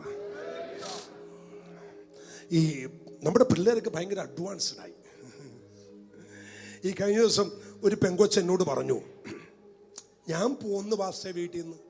അപ്പം ഞാൻ ചോദിച്ചു അപ്പനും അമ്മ എന്ത് പറഞ്ഞു? കേറ്റത്തില്ലെന്ന് പറഞ്ഞു. ഞാൻ പറഞ്ഞു അത് ഭയങ്കര കഷ്ടമായി പോയി. അപ്പം അവൾ എന്നോട് പറയാ, ഇതൊക്കെ വെറുതെ അല്ലേ പാസ്റ്റേ, എനിക്കൊരു കൊച്ചുണ്ടായി നോക്കട്ടെ. അവർ ഓടി വരും. ഈ നാണംകെട്ട പരിപാടിക്ക് പോകരുത്. അപ്പൊ അവരുടെ ഞങ്ങൾക്കൊരു കൊച്ചുണ്ടായി നോക്കട്ടെ പാസ്റ്റേ. അപ്പൊ ഞങ്ങൾ ഹോസ്പിറ്റലിൽ നിന്ന് വിളിക്കും, മഹാരാജാസ് ഹോസ്പിറ്റൽ. മമ്മി നോർമൽ അല്ലായിരുന്നു, പിന്നെ എന്തായിരുന്നു? സിസേറിയൻ ആയിരുന്നു. അതിന് ആരും ഇല്ല മമ്മി. എന്തുണ്ട്? ഒരു ബക്കറ്റ് മാത്രമേ ഉള്ളൂ. മോളിപ്പോ ഏത് പാടില്ല? ഞാൻ ഇന്ന പാടില്ല. അങ്ങനെയായിട്ട് ഏതെങ്കിലും അമ്മമാര് പോയാ സത്യമാണ്.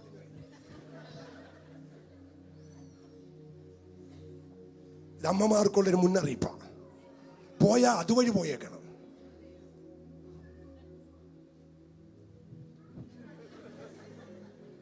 അങ്ങനെ വല്ലതും പോയാ സ്തോത്രം. മട്ടാഞ്ചേരിയിൽ നിന്നോ യൂതഭാഗത്തുനിന്ന് എവിടെ നിന്ന് വേണേലും വിളിച്ചോട്ടെ, കർത്താവിന് സ്തോത്രം പറ. നമ്മൾ ജീവിക്കുന്ന യേശുവിന് വേണ്ടിയാണ്. നിങ്ങളെല്ലാവരും എനിക്ക് വേണ്ടി പ്രാർത്ഥിക്കണേ. ഈ യവനക്കാര് പിള്ളേർ എന്നെ പ്രാഗി എൻ്റെ തല നിർത്തിക്കും. ഇവന്മാർ പോയി പ്രാഗിക്കളയും. പക്ഷെ നടക്കരുത്. കർത്താവിന് സ്തോത്രം പറ. നമ്മുടെ ലക്ഷ്യം യേശുവാ. നമ്മുടെ ലക്ഷ്യം ജീവിക്കുന്നുവെങ്കിൽ ക്രിസ്തുവിന പാടിയിടുന്നു എങ്കിൽ ദൈവത്തിന ജീവിക്കുന്നു എങ്കിൽ ക്രിസ്തുവിന പാടിയിടുന്നു എങ്കിൽ ദൈവത്തിന നല്ല ദാസനായി തീർന്നതീന എൻ മരണം എനിക്കതു ലാഭം. നല്ല ദാസനായി തീർന്നതീന. ആ കരമുയർത്തി പറ.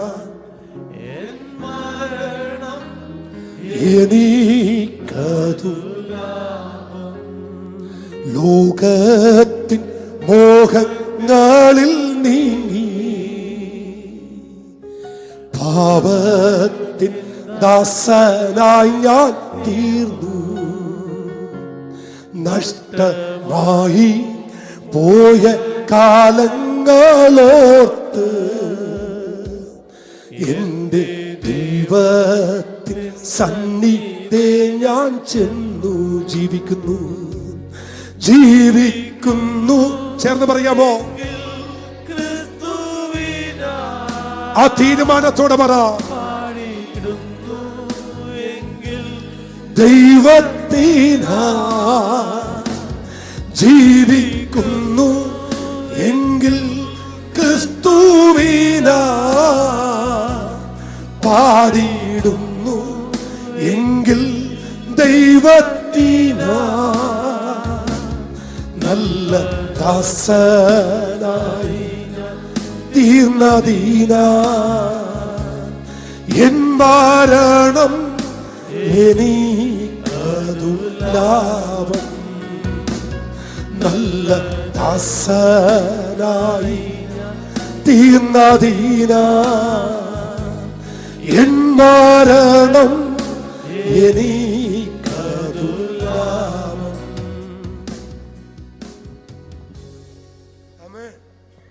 ഞാൻ ഇന്നലെ സിന്ധമ്മയോട് വളരെ സ്നേഹത്തോട് ഞാൻ ചോദിച്ചു, നുണ മാത്രം എഴുതുന്ന 2 ലെറ്ററിന്റെ പേര് പറയാമോ എന്ന് ചോദിച്ചു.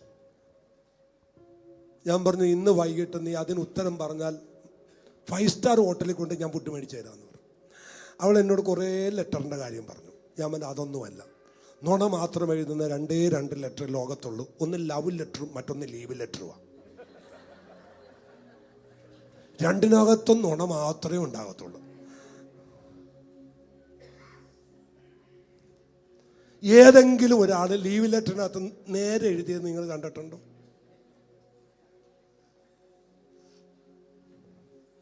പണ്ട് എൻ്റെ ഒരു മീറ്റിങ്ങിന് ഒരാൾ വിളിച്ചു. മീറ്റിങ്ങിന് വിളിച്ചു കഴിഞ്ഞപ്പോൾ അന്ന് നമ്മുടെ ചർച്ചിൽ ഒരു അമ്മച്ചി മരിച്ചു. അപ്പം ഞാൻ പറഞ്ഞു, ഇന്ന് വരാൻ പറ്റില്ല, ഞങ്ങളുടെ ചർച്ചിൽ ഒരു അമ്മച്ചി മരിച്ചെന്ന് പറഞ്ഞു. അത് കഴിഞ്ഞു. അന്ന് ഞാൻ മുടക്കെടുത്തു. 3-ാമത്തെ ദിവസം അവരെനിക്ക് ഡേറ്റ് മാറ്റി തന്നു.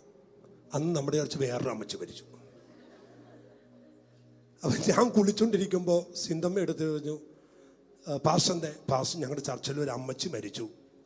അപ്പോൾ അയാൾ ചോദിച്ചു, ഈ അമ്മച്ചി ഇതുവരെ കുഴിച്ചിട്ടില്ലേ?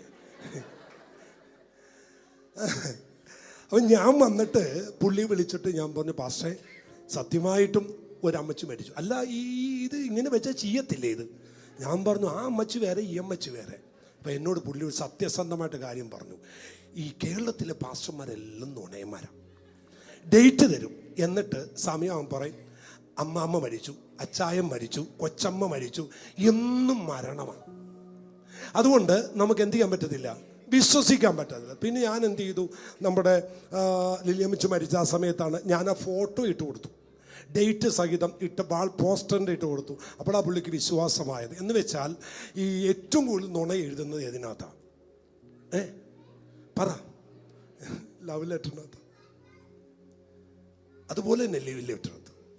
ഞാൻ എവിടെയോ ഒരു കല്യാണം നടത്തിയപ്പോൾ ഞാൻ ഇങ്ങനെ പറഞ്ഞു, ഈ ലോകത്ത് ഒരു ഭർത്താക്കന്മാരും ഭാര്യമാരെ കുറിച്ച് കവിത ഇതുവരെ ഏതെങ്കിലും ഒരു ഭർത്താവ് ഭാര്യയെക്കുറിച്ച് കവിത എഴുതിയതായിട്ട് നിങ്ങൾ കേട്ടിട്ടുണ്ടോ? പുള്ള കവിത മുഴുവൻ ആരെക്കുറിച്ചാ?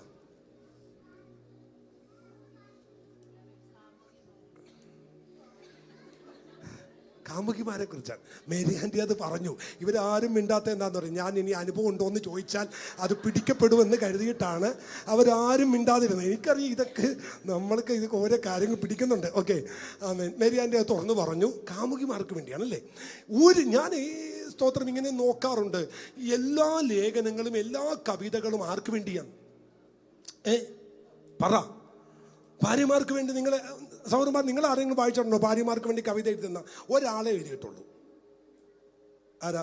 പണ്ടൊരു സിനിമയ്ക്ക് വേണ്ടി എഴുതി. പൂമുഖവാതിക്കൽ നേരം തുളുമ്പുന്ന ഭാര്യയാണെന്ന. ഭാര്യയല്ല, അമ്മേ, പൂമുഖവാതിക്കൽ പൂന്തിങ്കളാണല്ലേ, അങ്ങനെ എന്താണ്ടല്ലേ അല്ലേ മക്കളെ? എന്താണ്? പൂന്തിങ്കളാകുന്നു ഭാര്യ. അതുപോലെ എന്തോ സിനിമയ്ക്ക് വേണ്ടി എഴുതിയതാണ്. ജീവിതത്തിൽ ഇന്ന് വരെ ഒരു ഭർത്താക്കന്മാരും ഭാര്യമാരെ പ്രകീർത്തിച്ചുകൊണ്ട് എഴുതിയിട്ടില്ല. പറ. എഴുതിയിട്ട് ഞാൻ എഴുതിക്കൊണ്ടിരിക്കുക. താമസിയാതെ നിങ്ങൾക്കത് പ്രതീക്ഷിക്കാം. നല്ലതൊരെണ്ണം ഒത്തു വന്നിട്ടില്ല. അതുകൊണ്ട് കൃപയാൽ അതിനുവേണ്ടി ട്രൈ ചെയ്തുകൊണ്ടിരിക്കുകയാണ്. ഞാനിപ്പോൾ ഇങ്ങനെ എൻ്റെ പരീക്ഷണശാലയിൽ ഭാര്യമാർക്ക് വേണ്ടി ആരും എഴുതിയിട്ടില്ല. അപ്പം എനിക്കൊരു വാശിയുണ്ട്, എനിക്കൊന്ന് എഴുതണം. അപ്പം ഇപ്പോൾ ഒരു ടെസ്റ്റിംഗ് പീരീഡാണ്. അവൾ അറിയാതെ ഇതൊന്ന് പാസ്സായിട്ട് വേണം എന്ത് ചെയ്യാൻ, എഴുതാൻ. എന്തായാലും എഴുതണം. ഒരു അല്ലേലും ഒന്ന് പറഞ്ഞേ. കർത്താവിന് നല്ലൊരു സ്വത്രം ഒന്ന് പറ. അപ്പോ തിരിച്ചു വരാം. അപ്പൊ 14 രാത്രി എന്നൊക്കെ പറയുന്നത് ജീവിതത്തിൽ മാറ്റാൻ പറ്റുമോ ദൈവമക്കളെ? മറക്കാൻ പറ്റുമോ? 14 രാത്രിയിൽ സൂര്യനില്ല, ചന്ദ്രനില്ല, പകലും വെളിച്ചവുമില്ല. ഈ ജീവിതത്തിന്റെ ഒരു വല്ലാത്ത സമയത്ത് പൗലോസും കൂട്ടരും ആഗ്രഹിച്ചു, ഞങ്ങൾക്കൊന്ന് നേരം വെളുത്ത് കണ്ടിരുന്നെങ്കിൽ. ദൈവമക്കളെ, ഭക്തന്റെ ആഗ്രഹത്തെ മാനിക്കുന്ന ഒരു സർവശക്തനായ ദൈവമുണ്ട്. ഇന്നലകളിൽ വേദനയുടെ നടുവിൽ നീ പ്രാർത്ഥിച്ച വിഷയത്തിന് അടുത്ത ചില ദിവസങ്ങൾ നിനക്കൊരു മറുപടി ഉണ്ടെന്ന് പരിശുദ്ധ ആത്മാവ് ഇന്ന് പകൽ ആലോചന പറയുന്നു. ആരുടക്കെ ശക്തമായി പറയുന്നു, നിന്റെ വേദനയിൽ, നിന്റെ ഭാരത്തിൽ, നിന്റെ ഒറ്റപ്പെടലിൽ, നീ എല്ലാവരും കൈവിടപ്പെട്ടു പോയപ്പോൾ, നിന്റെ കണ്ണുനീരിൽ, നിന്റെ പ്രാർത്ഥനയിൽ, നിന്റെ വേദനയിൽ ഇതൊന്ന് മാറുമോ? ഈ നേരമൊന്ന് വെളുക്കുമോ? എന്റെ ജീവിതത്തിലെ ഇരുട്ടൊന്ന് മാറുമോ എന്ന് ചോദിച്ച നിമിഷം എന്റെ ദൈവം എടുത്തു മാറ്റി നിന്റെ ജീവിതത്തിൽ ഒരു പുതിയ വെളിച്ചം ദൈവം തരും. കർത്താവിന് സ്തോത്രം. ആമേൻ. ഞാൻ ഇനി പറഞ്ഞ് ചില വാക്യങ്ങൾ പറയുന്നത് നിങ്ങൾ ശ്രദ്ധിക്കണം. എന്തുകൊണ്ട് പൗലോസ് ഇപ്പോൾ റോമിലേക്ക് പോകേണ്ടി വന്നു? പൗലോസ് എന്തിനാണ് ഇപ്പോൾ റോമിലോട്ട് പോയത്? 3 കാരണങ്ങളാണ് പൗലോസ് റോമിലേക്ക് പോകാനുണ്ടായ കാരണം. എന്താണ് ആ 3 കാരണങ്ങൾ?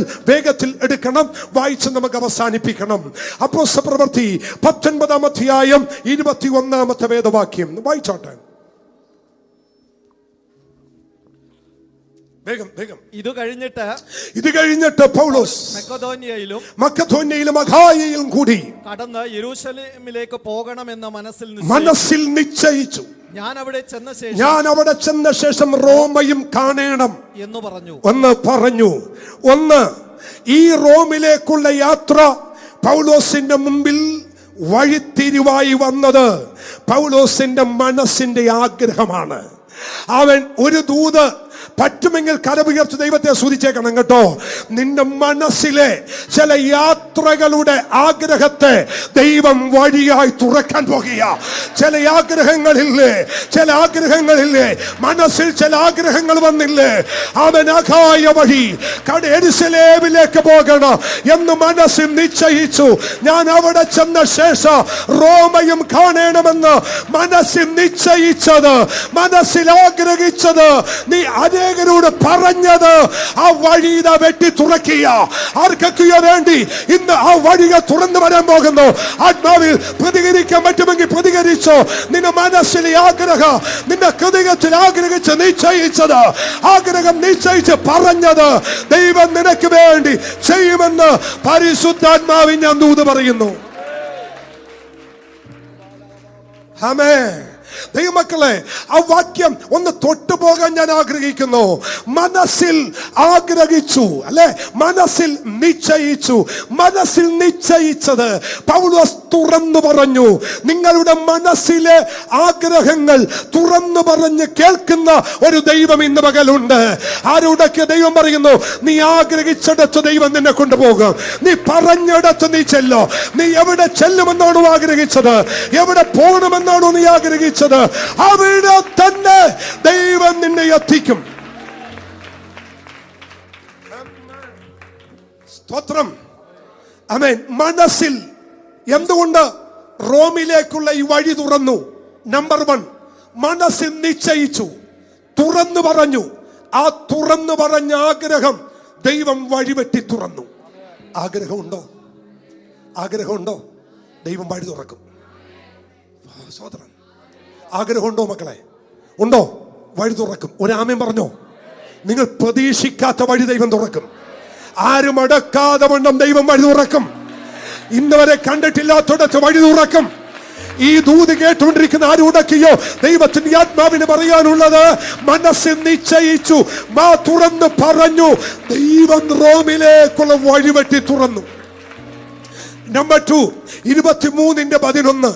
23:11. വേഗം വേഗം വേഗം. 23-ാം അധ്യായം 11-ാമത്തെ വാക്യം. രാത്രിയിൽ കർത്താവ് അവന്റെ അടുക്കൽ വന്ന്, ധൈര്യമായിരിക്ക, നീ എന്നെ കുറിച്ച് യെരുശലേമിൽ സാക്ഷീകരിച്ചതുപോലെ റോമയിലും എന്ത് ചെയ്യും? സാക്ഷീകരിക്കും. 19:21 ആഗ്രഹം അകത്തു വന്നതുകൊണ്ട് ദൈവം റോമിലേക്ക് വഴി തെളിയിച്ചു. 2, എന്തുകൊണ്ട് പൗലോസ് റോമിലേക്ക് പോയി?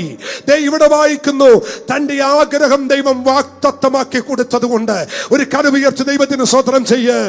ആഗ്രഹം വാഗ്ദത്തമായി കിട്ടിയ ദൈവ പൈതലേ, ആരും തുറക്കാത്ത വഴി ദൈവം നിനക്ക് വേണ്ടി തുറന്നു തരും.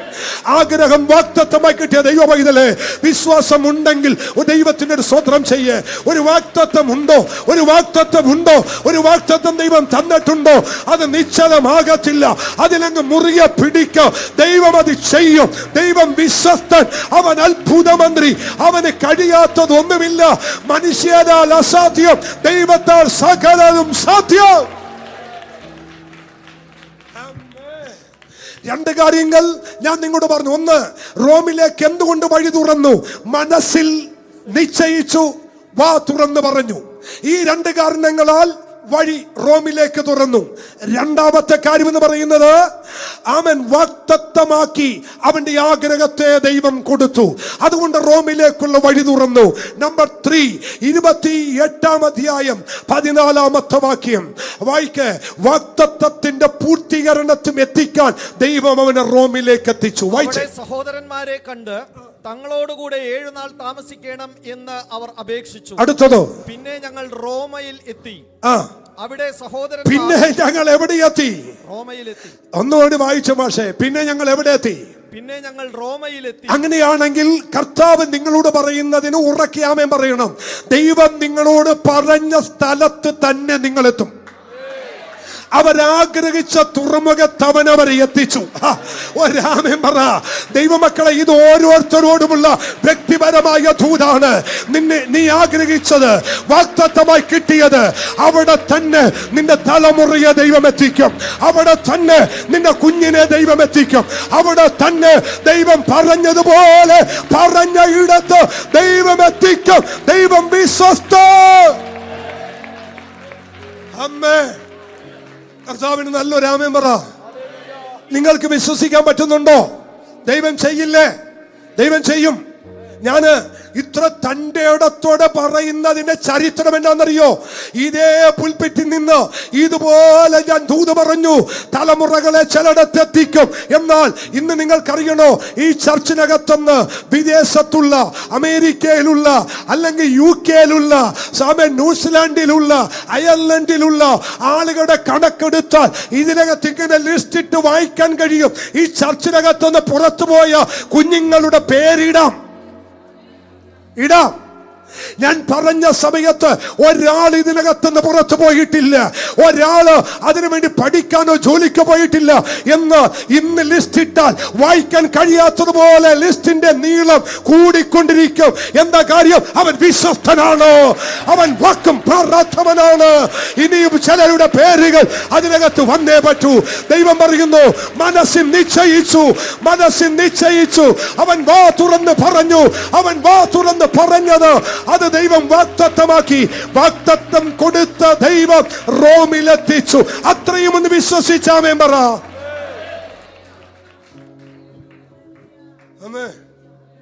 എവിടെയെല്ലാം എത്തുമെന്ന് പറഞ്ഞു അവിടെയെല്ലാം നീ എത്തും. എവിടെയെല്ലാം എത്തിക്കുമെന്ന് തമ്പുരാൻ പറഞ്ഞിട്ടുണ്ടോ അവിടെയെല്ലാം മക്കളെ ദൈവം നിങ്ങളെ എത്തിക്കും. സന്തോഷത്തോടെ ദൈവത്തിന് സ്തോത്രം ചെയ്യേ. എന്നാലേ ഞാൻ ഇനിയുള്ള ഒരു 5-6 മിനിറ്റിനകത്ത് അവസാനിപ്പിക്കാൻ പോകുന്നൊരു ഭാഗമെന്ന് ശ്രദ്ധിക്കണം. വാഗ്ദത്തം കേൾക്കാൻ ഇഷ്ടമാ, വാഗ്ദത്തം കേട്ട് ആരാധിക്കാൻ ഇഷ്ടമാ, വാഗ്ദത്തം കേട്ട് കൈയടിക്കാൻ ഇഷ്ടമാ. പക്ഷേ വാഗ്ദത്തത്തിൽ എത്താൻ വില കൊടുത്തേ പറ്റൂ. ഒരു ഹല്ലേലൂയ പറയാമോ? നമുക്ക് പരാജയം സംഭവിക്കുന്ന എന്നാന്നറിയാമോ? AC മുറിക്കകത്തിരുന്ന് വാഗ്ദത്തം കേട്ട് കൈയടിക്കാൻ ഇഷ്ടമാ. പക്ഷേ വാഗ്ദത്തം കേട്ട നിങ്ങൾ അതിന് നിവർത്തീകരണം AC മുറിക്കകത്തല്ല, അത് പുറത്താണ്, അത് പ്രതിസന്ധിയിലാണ്, അത് പ്രതികൂലത്തിലാണ്. അവിടെയാണ് നിങ്ങൾ ഇത് നിവർത്തീകരണം കാണേണ്ടത്, ഇതിന്റെ പൂർത്തീകരണം കാണേണ്ടത്. അകത്തല്ല, അതിന്റെ പുറത്താണ്.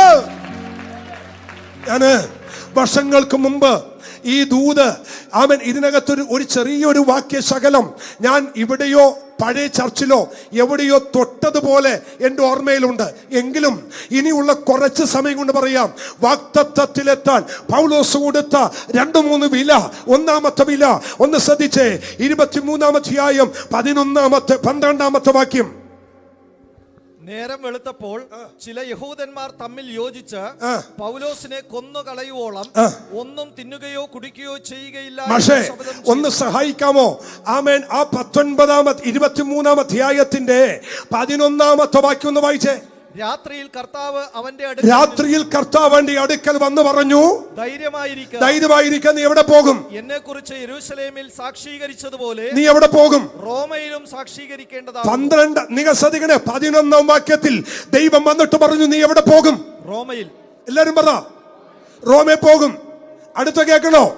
11-ാം വാക്യത്തിൽ വാഗ്ദത്തം കിട്ടിയ പൗലോസ് 12-ാം വാക്യത്തിൽ വായിക്കുന്ന എന്നാന്നറിയാമോ? വായിച്ചേ. പൗലോസിനെ കൊന്നുകളയുവോ? പൗലോസിനെ എന്ത് ചെയ്യാൻ? കൊന്നുകളയാൻ. അപ്പൊ വാഗ്ദത്തം 11-ാം വാക്യത്തിൽ കിട്ടിയെങ്കിൽ 12-ാം വാക്യത്തിൽ വാഗ്ദത്തം കിട്ടിയവനെ തട്ടാൻ നിൽക്കുന്ന ശക്തി. ദൂത് മനസ്സിലായില്ലെന്നോ? വാഗ്ദത്തം കിട്ടിയവനെ കൊന്നുകളയാൻ നിൽക്കുന്ന ശക്തി ആരോടൊക്കെ ദൈവം പറയുന്നു, നിന്റെ തലമുറയുടെ മേൽ ഒരു വാഗ്ദത്തമുണ്ട്, അതിനെ ലോകത്തുനിന്ന് മാറ്റിക്കളയാൻ പിശാച് ഒരുക്കുന്ന ചില പദ്ധതികൾ ഇന്ന് പകൽ യേശുവിന്റെ നാമത്തിൽ ദൈവം എടുത്തു മാറ്റട്ടെ. ആമേ. വാഗ്ദത്തമുള്ള ഒരു പൗലോസിനെ കൊന്നുകളയാൻ നിൽക്കുന്ന ചില ദുഷ്ടവ്യാപാരങ്ങൾ, വാഗ്ദത്തമുള്ളതിനെ ഇല്ലായ്മ ചെയ്യാൻ, വാഗ്ദത്തമുള്ളതിനെ തകർത്ത് കളയാൻ, വാഗ്ദത്തമുള്ളതിനെ തട്ടിക്കളയാൻ, വാഗ്ദത്തമുള്ളതിനെ തുടച്ചു മാറ്റാൻ നിൽക്കുന്ന ദുർവ്യാപാരങ്ങൾ ഈ പകൽ യേശുവിന്റെ നാമത്തിൽ പൊടുങ്ങാൻ.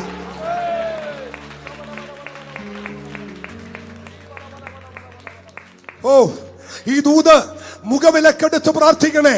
നിങ്ങളുടെ കുടുംബത്തിനകത്ത് വാഗ്ദത്തമുള്ള തലമുറയുണ്ടോ? അതിന്റെ മേൽ ശത്രുവിന്റെ കരമുണ്ട്. അതിന് എങ്ങനെയെങ്കിലും നീക്കണം, അതിന് എങ്ങനെയെങ്കിലും അവൻ ദൈവകൃപയിൽ നിന്ന് പാറ്റിക്കളയണം. സമ്മതിക്കരുത്. വാഗ്ദത്തമുള്ളവനെ എത്തിക്കുന്നൊരു ദൈവകൃപയുണ്ട്. കുറിച്ചു വെക്ക്. വാഗ്ദത്തം പ്രാപിക്കാൻ ഭയങ്കര ബുദ്ധിമുട്ടാ. 1, കൊല്ലാൻ നിൽക്കുന്ന ശക്തി. 2, വായിക്കാം 24 അതിന്റെ 22. ഫെലിക്സിന് ഈ മാർഗം സംബന്ധിച്ച് സൂക്ഷ്മമായ അറിവുണ്ടായിരുന്നിട്ടും ലൂസിയ സഹസ്രാധിപൻ വരുമ്പോൾ ഞാൻ നിങ്ങളുടെ കാര്യം തീർച്ചപ്പെടുത്തും എന്ന് പറഞ്ഞ് അവധി വെച്ചു. എന്ത് വെച്ചു? അവധി വെച്ചു. ഒരല്ലല്ലോ എന്ന് പറഞ്ഞ്. രണ്ടാമത്തെ വലിയ പോരാട്ടമാണ് ഈ അവധി വെക്കുന്ന പോരാട്ടം. രാമൻ പറയുന്നത്, ഞാനേ അമേരിക്കൻ വിസാക്ക് വേണ്ടി എംബസി ചെന്നപ്പോ എന്നോട് അമേരിക്കയിൽ നിന്ന് ഒരാൾ പറഞ്ഞു, എമിഗ്രേഷൻ കൗണ്ടറിൽ ചെല്ലുമ്പോൾ ഒരു വണ്ണമുള്ളൊരു മദാമ ഉണ്ടാവും. അവരാർക്കും അടിക്കത്തില്ല. അവരിയ്ക്കുന്ന കൗണ്ടറിൽ പാസ്റ്റർ നിൽക്കരുത് കേട്ടോ എന്ന് പറഞ്ഞു. ഞാൻ പറഞ്ഞു ഞാൻ നിൽക്കത്തില്ല, ആ പെണ്ണുമുള്ളേനെ കാണുന്നിടത്തേ ഞാൻ പോകത്തില്ലെന്ന് പറഞ്ഞു. അപ്പം ഞാൻ ചെന്ന് ഈ കൗണ്ടറിൽ മാറി നോക്കിയപ്പോൾ 7ാമത്തെ കൗണ്ടറിൽ ആരിയ്ക്കുന്നു? ഈ തടിച്ച് പെണ്ണുമുള്ള ഇരിക്കുകയാണ്. ഒരു പ്രായമുണ്ട്, 50-60 വയസ്സുണ്ട്, ഭയങ്കര സൈസാണ്. അപ്പം ഞാൻ 4ാമത്തെ കൗണ്ടറിൽ ക്യൂ നിന്നു. അപ്പം എനിക്ക് മുമ്പേ തൊട്ട് ഒരാൾ കൂടി ഉണ്ട്, അയാളെ കഴിഞ്ഞ് ഞാനാണ്. അപ്പോൾ അവിടെ ഇരിക്കുന്നൊരു സായിപ്പാണ്. ഓ രക്ഷപ്പെട്ടല്ലോ എന്നും പറഞ്ഞ് ഞാൻ നിൽക്കുമ്പോൾ ഇവനങ്ങ് എഴുന്നേറ്റ് പോയി ആ പെണ്ണുമ്പുള്ളി ഇവിടെ വന്നിരുന്നു. ഞാനവിടെ കർത്താവ് ഈ ഗതി എന്നോട് വേണ്ട. ഞാനിതെല്ലാം കൊടുത്തിട്ട് എന്നോട് ചോദിച്ചു എവിടെ പോണു? ഞാൻ അമേരിക്ക പോണു. എന്തിനു പോണു? മീറ്റിങ്ങിന്. അവിടെ എന്താ പരിപാടി? ഞാൻ അവിടെ കൺവെൻഷനാ. അവിടെ ഇഷ്ടം പോലെ ആളുണ്ടല്ലോ പ്രസംഗിക്കാൻ. ഇപ്പം എന്തിനും നിങ്ങളങ്ങോട്ട് പോകണം, വീട്ടിൽ പോകും എന്നുമ്പോൾ ഞാൻ അപ്പോഴാ ശരിക്കും പത്രോസിൻ്റെ പ്രാർത്ഥനയൊക്കെ ഞാൻ ഓർത്തത്. കർത്താവ് തീയിറക്ക്, കർത്താവ് പറഞ്ഞില്ലേ കവർന്ന് പോയി തീയിറക്ക്, കർത്താവ് തീയിറക്ക്, ഈ പെണ്ണുമ്പോൾ എന്നെ കരിച്ചു കള എന്നൊക്കെ പറയാൻ തോന്നിപ്പോയി. അപ്പോൾ നമ്മൾ പത്രോസൊക്കെ അങ്ങനെ പറഞ്ഞെങ്കിൽ അതൊക്കെ ആ മാനസിക സംഘർഷത്തിൽ നിന്ന് പറഞ്ഞതാ അല്ലേ? ഓക്കെ. ഞാൻ നിരാശയോടെ അവിടെ നിന്ന് പുറത്തിറങ്ങി തിരിച്ചു വന്നപ്പോൾ ഷിബു പുറത്ത് നിൽക്കുക. ഷിബു എന്നോട് ചോദിച്ചു അടിച്ചില്ലേ? അവൻ അടിച്ചില്ല, പോയപ്പോഴേ ഓർത്തത് അടിക്കത്തില്ലെന്ന്. അപ്പം ഞാൻ പറഞ്ഞു കൊള്ളാം, പുറത്ത് നിന്നവൻ അതിനേലും വലിയ വില്ലൻ, അകത്ത് അതിനേക്കാൾ ശക്തി. എനിക്ക് തന്നില്ല. 3-4 വർഷം കഴിഞ്ഞു. സമയമായപ്പോ ദൈവം അടിച്ച് കയ്യിൽ തന്നു. ഞാൻ ഇനി പറഞ്ഞു മനസ്സിലാക്കട്ടെ. നമ്മുടെ മക്കൾ എന്തിനു ചെന്നാലും നാളെ വാ, മറ്റന്ന വാ, ശരിയായിട്ടില്ല, ശരിയാകുമ്പോൾ വിളിക്കാം, അല്ലെങ്കിൽ പിന്നെ വാ എന്നൊക്കെ പറഞ്ഞ് അവധി വെച്ച് മാറ്റുന്നൊരു ദുരാത്മാവുണ്ട്. ഇന്നത് പൊട്ടും യേശുവിന്റെ അധികാരമുള്ള നാമത്തിൽ. ഇല്ല, നടക്കേണ്ട സമയത്ത് അത് തലമുറയുടെ വിഷയമാകട്ടെ, അത് കുടുംബത്തിന്റെ വിഷയമാകട്ടെ, അത് പേപ്പർ സംബന്ധമായ വിഷയമാകട്ടെ, അവധി വെച്ച് ഇനി അത് മാറ്റാൻ എന്റെ തമ്പുരാൻ അനുവദിക്കയില്ല. കരമടിച്ചു ദൈവത്തിന് നന്ദി പറ. ഹല്ലേലൂയ. ഇനി അവധി വെച്ച് മാറ്റത്തില്ല. ഓ ദൈവത്തെ എന്നത്തോട് ആത്മാവ് പറയുന്നു, നിന്റെ ഒരു പേപ്പറോ നിന്റെ ഒരു വിഷയോ ഇനി അവധി വെച്ച് മാറ്റുകയില്ല. ഇനി കാലക്കവധി പറഞ്ഞ് കാലക്കണക്ക് പറഞ്ഞ് അത് മാറ്റാൻ എന്റെ തമ്പുരാൻ അനുവദിക്കത്തില്ല. കരം തട്ടി ദൈവത്തെ ഒന്ന് സ്തുതിച്ച്. ചിലതിന്റെ മേൽ ഇന്ന് സീല് പതിച്ചേ പറ്റൂ, ചിലതിന്റെ മേൽ ഇന്ന് പേപ്പർ ഒപ്പുവെച്ചേ പറ്റൂ. ആരുടെയൊക്കെ ദൈവം പറയുന്നു മാറ്റി വെച്ചിരിക്കുന്ന ചില പേപ്പറുകൾ ഇന്ന് മൂവാകാൻ പോകുന്നു. മാറ്റി വെച്ചിരിക്കുന്ന ചില പേപ്പറുകൾ ഇന്ന് മൂവാകാൻ പോകുന്നു. ക്രിസ്തുവിന്റെ അധികാരമുള്ള നാമത്തിൽ ദൈവജനത്തിന്റെ ഒരു വഴിയും ദൈവജനത്തിന്റെ ഒരു യാത്രയും അവധി വെച്ച് മാറ്റരുത്.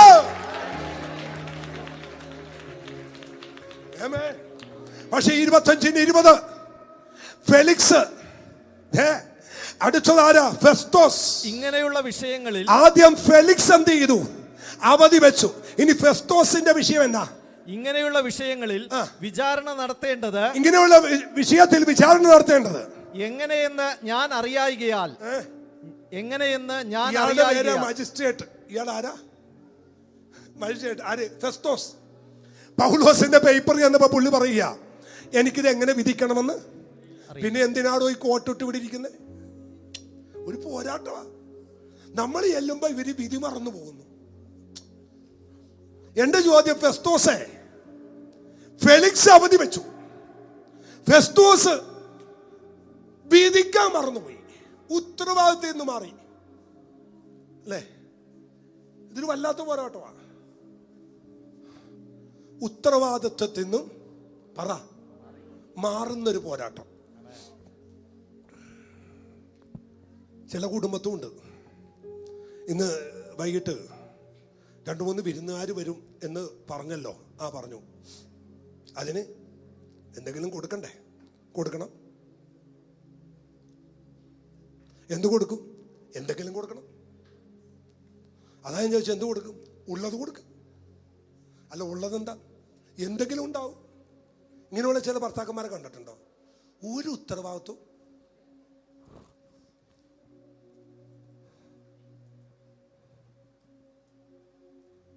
നട്ടുച്ചയ്ക്ക് തുറന്ന വഴി പോയിട്ട് വഴി കണ്ട 3-4 പേരെയും കൊണ്ട് വിളിച്ചോണ്ട് വരും. വാ ചോറ് കഴിക്കാം, വാ വാ, വേണ്ടോ ഞാൻ വീട്ടിൽ പോയി കഴിക്കാം, വന്ന് ഇവിടെ അവിടെ ഒന്നും ഉണ്ടാകത്തില്ല. പിന്നെ ആര് പറഞ്ഞു അവിടെ ഇറച്ചിയുണ്ട്? എവിടെ? ഒരാഴ്ചക്ക് മുമ്പ് ഞായറാഴ്ച മേടിച്ച ഇറച്ചിയുടെ കണക്കായി പറയുന്നേ. ഇങ്ങനെ ഉത്തരവാദിത്വമില്ലാത്ത കുറേ ഭർത്താക്കന്മാരുണ്ട്. വിളിച്ചു കൊണ്ടുവന്ന് കയറ്റിയിരുത്തിയിട്ട് ആമേൻ മറിയാമേ ചോറെടുത്തോട്ടോ, എന്നിട്ട് ഈ മെനകെട്ട മനുഷ്യൻ അടുക്കളയിലേക്ക് പോകത്തില്ല. അടുക്കള ചെന്നാലല്ലേ അവിടെ വല്ലതും ഉണ്ടാന്ന് അറിയണ്ടേ, അല്ലേ? ഈ പുള്ളി അടുക്കളയിലോട്ട് പോകത്തില്ല. ഇയാൾ അവിടെ കയറി ഇരുന്ന് പറയും കൊണ്ടുവാ. എന്തില്ല? ഫെസ്തോസിന്റെ ആത്മാവാണ്, ഉത്തരവാദിത്വമില്ലായ്മ. എന്താ ഇങ്ങനെ തൂതി കയറി വന്നേ? എവിടെയോ എന്തോ ചെയ്ഞ്ഞ് നാറുന്നുണ്ടല്ലോ. ആമേൻ. ഉത്തരവാദിത്വമില്ലായ്മ. അങ്ങനെയല്ല, കുടുംബത്തിനകത്ത് എന്ത് വേണം? ഒരു ഉത്തരവാദിത്തം വേണം. ഫെലിക്സിനെ പോലെ, ഫെസ്തോസിനെ പോലെ ആകരുത്. ആമേൻ. എല്ലാം പുള്ളിക്കറിയാം, എല്ലാം അറിയാം, വിധിക്കേണ്ടതറിയാം, കാര്യങ്ങളറിയാം. പക്ഷെ ഫെസ്തോസ് കിടന്ന് ഉരുണ്ട് കളിക്കുക. ഇത് എങ്ങനെ വിധിക്കണമെന്ന് എനിക്കിപ്പോൾ ഒരു പിടിപാടില്ല. ഈ സാധാരണ ആളൊന്നുമല്ല, ഇയാൾ അവിടുത്തെ വിധി നിർണയം ചെയ്യേണ്ട ആളാ. പക്ഷെ പൗലോസിന്റെ വിഷയം വന്നപ്പോൾ പുള്ളിക്ക് എന്തില്ല? കൊച്ചിനെ കെട്ടിക്കണ്ടേ? കെട്ടിക്കണം. എന്തെടുത്ത് കെട്ടിക്കും? എന്തെങ്കിലും എടുത്ത് കെട്ടിക്കും. ചില വീടുകളൊക്കെ നിലനിന്ന് പോകുന്ന സഹോദരിമാരുള്ളത് കൊണ്ടാണ്. ഒരു സ്വതന്ത്രം പറഞ്ഞേ. ചില വീടുകളിൽ അച്ചായന്മാരൊക്കെ ഈ കറി വെക്കുമ്പോൾ ഉപ്പിടുന്ന പോലെ ഉമ്മ ഇടാൻ വേണ്ടി മാത്രമേ ഉള്ളൂ. ഒരു ഉത്തരവാദിത്തം. ഞാൻ ഒത്തിരി പേരുടെ കാര്യം എനിക്കറിയാം. പെണ്ണുങ്ങൾ കിടന്ന് കഷ്ടപ്പെട്ട് 2 അറ്റം എത്താൻ വേണ്ടി നെട്ടോട്ടം ഓടുന്ന ചില സഹോദരിമാരെ എനിക്കറിയാം. ഈ ചർച്ചിനകത്തറിയാം. ആമേൻ. ആദ്യം കിടന്ന് പെടാപ്പാടുപെട്ടുകൊണ്ടിരിക്കുക. ആമേൻ. ഇതൊന്നും അറിയാതെ സ്വതന്ത്രം ഹോട്ടലിൽ പോയി 2 പൊറോട്ടയും ബീഫും കഴിച്ചിട്ട് വീട്ടിൽ വരുമ്പോൾ മണം കിട്ടാതിരിക്കാൻ പുല്ലോട്ട് തൂത്തണ്ട് വരുന്നു. അപ്പം ഞാൻ ചോദിച്ചു, എന്തിനാ പുല്ലോട്ട് തൂക്കുന്നു? അല്ലെങ്കിൽ അവൾ മണം പിടിക്കുമെന്ന്. നിങ്ങളെപ്പോലെ പഞ്ചപാവത്തിങ്ങ. ആമേൻ. അങ്ങനെയൊക്കെ ഇഷ്ടംമാരുണ്ട്. ഒരു ഉത്തരവാദിത്വം പറ. ഒരു ഉത്തരവാദിത്വം ഇല്ലായ്മ. അങ്ങനെയൊന്നുമല്ല, നല്ല ഉത്തരവാദിത്വം വേണം. സ്വതന്ത്രം ചെയ്ത് മക്കൾക്കെല്ലാം എന്ത് വേണം? നല്ല ഉത്തരവാദിത്വം വേണം. വായിച്ചു നിർത്താം. അവസാനം ആമേൻ. വായിച്ച 25-20. ഇങ്ങനെയുള്ള വിഷയങ്ങളിൽ വിചാരണ നടത്തേണ്ടത് എങ്ങനെയെന്ന് ഞാൻ അറിയായികയാൽ നിനക്ക് യെരൂശലേമിലേക്ക് പോയി അവിടെ ഈ സംഗതികളെ കുറിച്ച് വിസ്താരം നടപ്പാൻ സമ്മതമുണ്ടോ എന്ന് ചോദിച്ചു. എന്ന് വെച്ചേ ഈ പുള്ളി പഠിച്ചതെല്ലാം മറന്നുപോയി. ആര് വന്നപ്പോ? പൗലോസ് വന്നപ്പോ. വാഗ്ദത്തം കിട്ടിയവനെ തകർക്കാൻ മാത്രമല്ല, വാഗ്ദത്തം കിട്ടിയവന്റെ വിഷയം അവധി വെക്കാൻ മാത്രമല്ല, വാഗ്ദത്തം കിട്ടിയവൻ മുന്നിൽ വന്നപ്പോൾ ഉത്തരവാദിത്വ മനോഭാവമില്ലാതെ അന്നത്തെ ഫെസ്തോസ് അത് വിട്ട് മാറിയ ചരിത്രം നിങ്ങൾ കണ്ടില്ലേ? പക്ഷേ ഇനി ഇതെല്ലാം കഴിഞ്ഞിട്ട് ഒരാട് മുമ്പിൽ കൂടി പൗലോസിനെ കൊണ്ടുചെന്നു. ആരാന്നറിയോ? അഗ്രിപ്പ രാജാവ്. അഗ്രിപ്പാവിന് മുമ്പിൽ ചെന്നപ്പോൾ അഗ്രിപ്പാവിന്റെ പരിപാടി എന്താണെന്നറിയോ? കളിയാക്കാൻ തുടങ്ങി. നീ എന്നെ ക്രിസ്ത്യാനിയാക്കാൻ വന്നതാണോ? പൗലോസ് പറഞ്ഞു, ഈ ചങ്ങല ഒഴികെ നിങ്ങളെല്ലാവരും എന്നെ പോലെ ആകണമെന്ന് ഞാൻ ആഗ്രഹിക്കുന്നു. അവസാനം കളിയാക്കുന്ന ഒരു രാജാവ്. ഇതാർക്കാ കിട്ടിയത്? വാഗ്ദത്തമുള്ളവനെ. പക്ഷെ അവസാനത്തെ ഒരു ദൂത് ഞാൻ പറയട്ടെ. ഈ കളിയാക്കിയവരും നിന്ദിച്ചവരും അപമാനിച്ചവരും മുഴുവൻ പൗലോസിന്റെ മുമ്പിൽ കുമ്പിടേണ്ട ഗതികേട് വന്നു. കപ്പൽ ഉടഞ്ഞപ്പോൾ, കപ്പൽ തകർന്നപ്പോൾ, മെലീത്തയിൽ അഭയം പ്രാപിച്ചപ്പോൾ ഈ ഒറ്റ പൗലോസിന്റെ മേൽ വ്യാപരിച്ച ദൈവകൃപ നിമിത്തമാണ് 246 പേര് ജീവനോടെ മടങ്ങി വന്നത്. ദൈവത്തിന്റെ ആത്മാവ് അവസാന ദൂത് പറഞ്ഞ് ഞാൻ നിർത്തുന്നു. നിന്നെ നിന്ദിച്ചവർക്ക് നീ ഒരു അനുഗ്രഹമായി മാറും. നിന്നെ പഴിച്ചവർക്ക് നീ ഒരു അനുഗ്രഹമായി മാറും. നിന്നെ വിധി എഴുതിയവരുടെ നടുവിൽ നീ ഒരു അനുഗ്രഹമായി മാറും. ഇവൻ ശരിയല്ലോ എന്ന് പറഞ്ഞവരുടെ നടുവിൽ ദൈവം നിന്നെ മാനിക്കും. ആമേൻ. Praise the Lord. വളരെ കൃത്യമായി പരിശുദ്ധാത്മാവ് ഈ ദൂത് പറയുമ്പോൾ ഇങ്ങനെ എന്നോട് പറയാൻ പറയുന്നു. ഒരാളെ എടുത്തുകൊണ്ട് ഞാൻ പറയുക, മാറ്റിനെ ഇന്ന് പകൽ ഈ ദൂത് ആഴമായി എന്നോട് പറയുകയാണ്. നിന്നെ തള്ളിയവരുടെ നടുവിൽ, നിന്റെ ശരിയല്ലെന്ന് പറഞ്ഞവരുടെ നടുവിൽ നിന്റെ തല ദൈവം ഉയർത്തും മോനെ, നിന്റെ തല ദൈവം ഉയർത്തോ. ഒടുവിൽ പൗലോസ് അവർക്ക് രക്ഷകനായി മാറിയതുപോലെ, ഒടുവിൽ പൗലോസ് അവർക്ക് ജീവനായി മാറിയതുപോലെ, ആ പൗലോസാണ് ആ മെലീത്ത ദ്വീപിൽ അവർ അഭയം പ്രാപിക്കാൻ കാരണമായത്. ആ മെലീത്ത ദ്വീപിൽ അവർക്ക് ജീവൻ നിലനിർത്താൻ കാരണമായത് ആ പൗലോസ് നിമിത്തമാണ്. നിന്ദിച്ചവരുടെ നടുവിൽ, അപമാനിച്ചവരുടെ നടുവിൽ നീ മാനിക്കുന്ന ഒരു ദൈവമുണ്ട്. വിശ്വാസമുള്ള ദൈവത്തിന് സ്തോത്രം ചെയ്യാം. കണ്ണുകളടക്കാമോ? നമുക്കൊന്ന് പ്രാർത്ഥിക്കാം. ഇതിന്റെ പക്ഷമെങ്കിൽ ഇതിന്റെ ബാക്കി ഞാൻ അടുത്ത ആഴ്ച പ്രസംഗിച്ചു കൊള്ളാം. നിയോഗമുണ്ടെങ്കിൽ ഒരുപാട് വിഷയം നമ്മളിങ്ങനെ പഠിച്ചതും ചിന്തിച്ചതും നിർത്തിവെച്ചിട്ടുണ്ട്. പിന്നെ ഒരു നിയോഗമില്ലാതെ നമ്മൾ മാറിയിട്ടുണ്ട്. നിയോഗമുണ്ടെങ്കിൽ നമുക്ക് ചിന്തിക്കാം. ആമേൻ. നേരം വെളുക്കാൻ അവരാഗ്രഹിച്ചു. 14 ദിവസം 246 പേര് സൂര്യനെയും ചന്ദ്രനെയും കാണാതെ അലമുറയിട്ട് കരഞ്ഞു. പക്ഷേ വാഗ്ദത്തമുള്ള പൗലോസ്, ദൈവകൃപയുള്ള പൗലോസ്, ദൈവഭക്തി മുറുകെ പിടിച്ച പൗലോസ് അവിടെ നടുവിൽ എഴുന്നേറ്റ് നിന്നു. എന്നിട്ട് പറഞ്ഞു, സഹോദരന്മാരെ, 14 ദിവസമായി നമ്മൾ ആഹാരം കഴിച്ചിട്ട് നിങ്ങളോട് എനിക്കൊരു ദൂത് പറയാനുണ്ട്. എന്താണ് ആ ദൂത്? ഞാൻ സേവിച്ച് നിൽക്കുന്നവനും എന്റെ ഉടയവനുമായ എന്റെ ദൈവം, എന്റെ ദൈവത്തിന്റെ ദൂതൻ എന്റെ അടുക്കൽ വന്ന് പറഞ്ഞു, പൗലോസേ ഭയപ്പെടണ്ട, ഈ ഷിപ്പിനകത്തുള്ള ആർക്കും ഒരു ഹാനി വരികയില്ല. അവരെല്ലാം ഞാൻ നിന്റെ കയ്യിൽ ഏൽപ്പിച്ചിരിക്കുന്നു. അവൻ നീയാണ് ഇനി അവരുടെ രക്ഷകൻ, നീയാണ് അവർക്ക് രക്ഷ കൊടുക്കാനുള്ളവൻ. ദൈവമക്കളെ, വാഗ്ദത്തം ചെയ്ത ദൈവം വിശ്വസ്തനെന്ന് മാത്രമല്ല, തല കുനിച്ചവരുടെ തല ഉയർത്തുന്നൊരു ദൈവം കൂടിയാണ്.